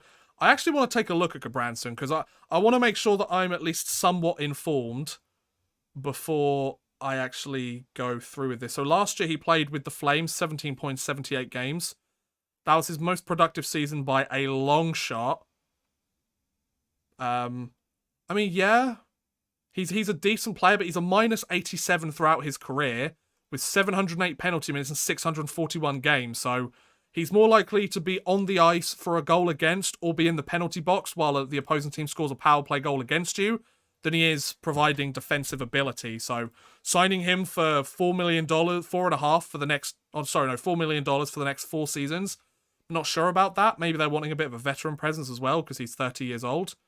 I don't know. I'm not quite sure what I think about that. Also, the Jack Campbell to Edmonton deal. I'm not sure about that deal either. Obviously, he was one of the higher mentioned free agents this year. I don't know, there's just something about him. He hasn't quite proven himself still, in my opinion. He had a fantastic run with the Maple Leafs the year before.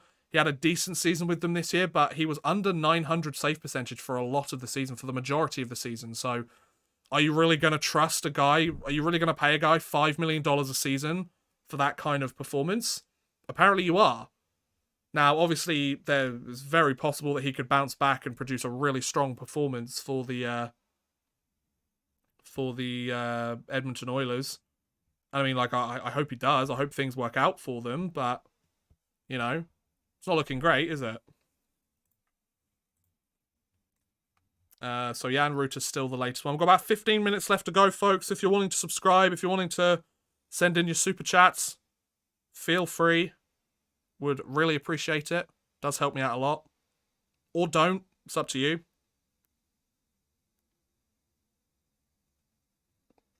We'll see what happens.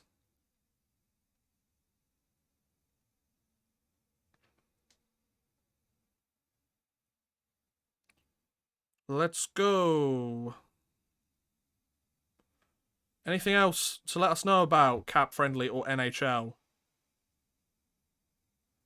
Yuri Slavkovsky just signed his entry-level deal. No surprise there. Apparently David Perron may be going to the Detroit Red Wings. God, they are stacking up some decent depth players, aren't they?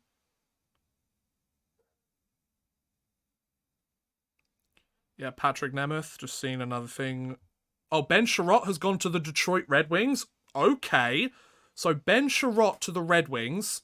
4 years, $19 million with a $475 million cap hit per season. I'm not sure about that, I'll be honest. Ben Sherratt to Detroit? I'm not sure about that deal. That's another one that leaves me scratching my head a little bit. Yep, so it's official. Welcome to the New York Rangers, Vinny Trocheck. Welcome, Vinny Trocheck. Yeah, Ben Sherratt in Detroit. I mean, I said they needed some more defensemen because their defense sucks, but signing Ben Sherratt and signing, who's the other one they signed? I can't remember now. They signed another guy as well. It's kind of like, are we really going to sign those guys? Especially for 4 years for Sherratt as well. He's 31 years old. That deal's going to take him up till he's 35. I guess the argument is that they want to try and get him for cheaper. Or they could potentially try and trade him later on. But that's dependent on the fact that he's still a serviceable NHL player by that point, which you could make the argument there were times during the off-season, or during the postseason, sorry, that maybe he wasn't. Or maybe he wasn't a very good player, or maybe he wasn't deserving of the cap hit that he was given. So, I don't know. Yeah, it's very interesting. Let's refresh that page once again. So yeah, Ben Sherratt going to Detroit. M. Sakari to sign with Vegas. I imagine that's an entry-level deal, I would think. Or that's a two-way deal. Like that's a depth signing, I would imagine. Oh, I'm really getting tired now, folks. Oh, apparently Justin Braun might be going back to Philadelphia. Interesting. So seen some rumors that he might be going back there. Trocheck is official. Yep. Trocheck has become official. Although we knew that for a while now. Ben Sherratt. Yep, that's all done. Yep, Vinny Trocheck is turning up.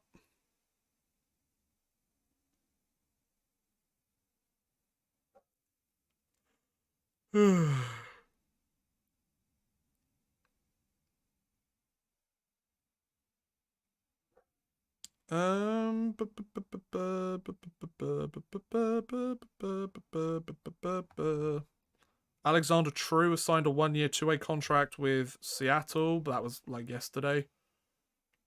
Anything else? Ben Sherratt is still the latest one on Cap Friendly. Oh, Sakari Mainanen, really? He played in the KHL. He won the gold medal with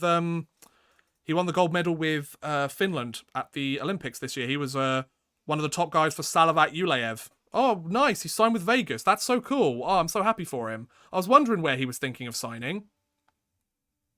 Yep, Yuri Slavkovsky has signed his entry-level contract. 2-way, 3 years. Wow, with a value of $13.35 million. There's a bunch of signing bonuses in there, as you would expect, of course.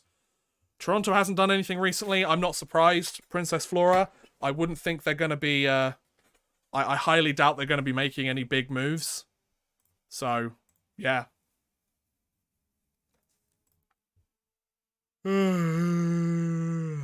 Sorry, excuse me. I really apologize for getting really tired. I'm trying to think of how long my draft stream was, because that was at least 4 hours. That reached 4.5 hours. Trying to remember now. Yeah, that reached 4.5 hours. So this stream will be about an hour shorter than the draft stream. Eric Gustafsson has signed with Washington, a 1-year contract, $800,000. So I said that Washington needed some more defensemen. They get themselves a decent depth guy with a decent amount of money on it as well. So I think that's a pretty good move for Washington. Yep, Brent Burns did go to Carolina several hours ago, so that's pretty good. I never thought Patrick Nemeth would go back to school, but here we are. The draft is too long. Yeah, the draft this year was ridiculously long. Like, ridiculously long. Take a power nap. I mean, I could, but I'm not going to be streaming anymore after this because I've got other stuff to do, so... I think the first 3 hours of free agency is a good ending point. You know, we get a good sense of who the best play, or where some of the top players have gone, and a lot of the kind of lower players. And after 3 hours, most of your teams, most NHL teams, have signed at least one guy. So it's good to see, you know. Be a case of, you know, what am I saying? I don't know. I wanted to pick up 20 and wanted to explode. I watched up to pick 20. Yeah, absolutely. I just about managed to make it to the very end, but it was difficult. It was a very tough slog. Managed to make it through all 32 picks. It's the fact that it took them like an hour to make the first 4 picks. I stopped at 17 at like 3 a.m. Yeah, I didn't go to sleep till like 5 o'clock, and it messed up my sleep pattern for the next 3 days afterwards. So, yeah, wasn't my finest moment, but I mean, I got plenty of really nice super chats and plenty of really nice viewers, and it was a really fun time by the sounds of it for a lot of people. So I enjoyed it. So hopefully you guys did too. So yeah, it's currently 7:51 p.m. here in England. So just under 10 minutes to go. Pierre Maguire just said Nazem Kadri deserves more money than Gaudreau. Well, it's a good thing he doesn't work with the Ottawa Senators anymore, eh, folks? Because otherwise, that's not looking good. Burakovsky to Seattle. Interesting. Thoughts on the Coyotes Rangers trade? It sucks that they had to give up potentially 2 second-round picks to get rid of Patrick Nemeth, but it freed up an extra $2.5 million in salary cap. It means they have plenty of money to re-sign Capo Caco now. Also means they could try and make a run at Tyler Mott again, which I really hope they do. And yeah, I think it's a good trade. It sucks that they had to give up 2 second-rounders, but if it means that we can get back Tyler Mott and re-sign Capo Caco, I think it's worth it, to be honest. Flyers just signed Nick Delorier on a 4-year deal, just under $2 million average annual value. Wow. That's a huge contract for Delorier. If that's true, of course. We go up a second for Andrew Ladd. I understand how you feel. Fair enough. Fair enough. But then again, like, to trade Andrew Ladd, yeah. Tim Hortons is trending on Twitter. Really? How come? Is it because they're going to give me free Timmies for the rest of my life? Oh, I wish. I would get so fat if that were the case. Like, even fatter than I am already. Apparently it's a bad thing. Oh, how come? Keep me up to date. I want to know what's going on with Timmies. Because I was thinking about getting a Timmy's. Thinking about getting myself a nice mocha, as you guys say, or I like to say mocha. Mocha ice cap. Maybe a burger or something. Something nice, you know? Something nice. But yeah. Hope you guys are enjoying the stream. Oh. Get on this itch. That hurts as an Avs fan, the Burakovsky deal. So Burakovsky's gone to Seattle, you say? Will Bitton signed a 2-way contract with the St. Louis Blues. There you go. Seems like a prospect within their system. But other than that, nothing too exciting going on right now. Something about Camp Day requiring children. Oh, okay, fair enough. Whatever. I'm not bothered. Thought it was going to be like something like actually important.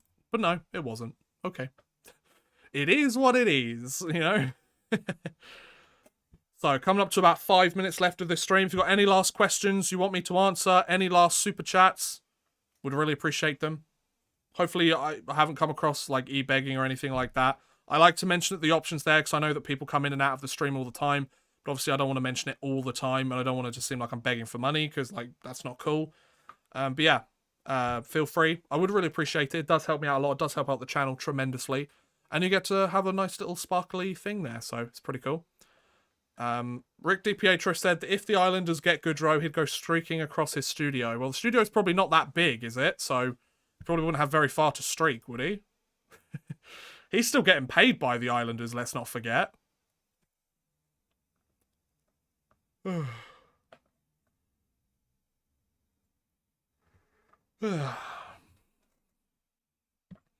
What a day. What a day, everybody. So yeah, what are your guys' thoughts on free agency day? Let me know. Very curious to know what you guys think. I think there's been some really good signings by some teams. I quite like what the Rangers have done. I think that Tampa has very clearly locked up a lot of their future. And they've done it when... It's very interesting that 3 different Lightning players were ready to sign the day that they were able to sign extensions. Whether that was Breezebra, like, being like, I want to get this done now so we don't have to worry about it, or the players thinking the same, or all of them going, we can run this back as many times as we want if we keep these people around. Then, you know, it could be a lot of fun, you know? So nothing really crazy happening as of right now. It's at the point where it's kind of gone a little bit quiet. What do you think about the Canes fleecing the Sharks to get Brent Burns? Well, the thing is, like, I mean, I'd say that San Jose got some decent pieces there in response. But at the same time, it's kind of one of those things where I think, you know, Brent Burns, he only has so much value. He's in his mid-30s at this point. I wouldn't say it's really a fleecing. Could he have a bounce back year and play really well for the Carolina Hurricanes? Yeah, of course he could. Absolutely. But, like, you know who Brent Burns is. He's a guy who produces a decent amount of points. He's got lots of miles on him. And he's going to provide you next to no defense, which is basically what Tony DeAngelo did. So they've replaced him and trying to keep their window open. So obviously they weren't going to get DeAngelo on that same contract. So yeah, Burakovsky goes to Seattle, a 5-year contract, 27.5 mil at 5.5 for its yearly cap hit. 27 years old, so that's a pretty good contract for them. I mean, did they overpay for a guy like Burakovsky? Probably. But, you know, at 27 years old. I mean, his previous contract was 4.9 mil for the Colorado Avalanche. And he scored 61 points in 80 games last year. He's a 20-goal scorer. He's been a 20-goal scorer in 2 of the last 3 seasons. Like, getting him for 5.5 mil for Seattle, like, that's a really good move. And he's slap bang in the prime of his career as well. So, I think that's a really good move for Seattle. Florida signs both Stahl brothers. Really? Florida have signed both the Stahl brothers? It says Mark Stahl's been signed, 1 year, $750,000. I imagine Eric Stahl, if that's the case, will come through shortly. I mean, Eric Stahl didn't play in the NHL last season, so that's a really interesting move. Because he got an AHL tryout with the Iowa Wild, which is obviously the AHL affiliate of the Minnesota Wild, who he was with before. He then went to the Olympics, came back, and never got a contract, so he never got the chance to play in the postseason or anything like that. And didn't get signed before the trade deadline, so didn't get to suit up in the NHL that year. So maybe he gets another shot with Florida. That's quite fun to have both the Stahl brothers together. Both very clearly past their prime, but you know. Yeah, Mark Stahl's been announced, but Eric Stahl hasn't been announced yet, so maybe we'll keep an eye out on that. But I guess we'll have to wait and see, won't we? I guess we'll have to wait and see, folks. Ladies and germs.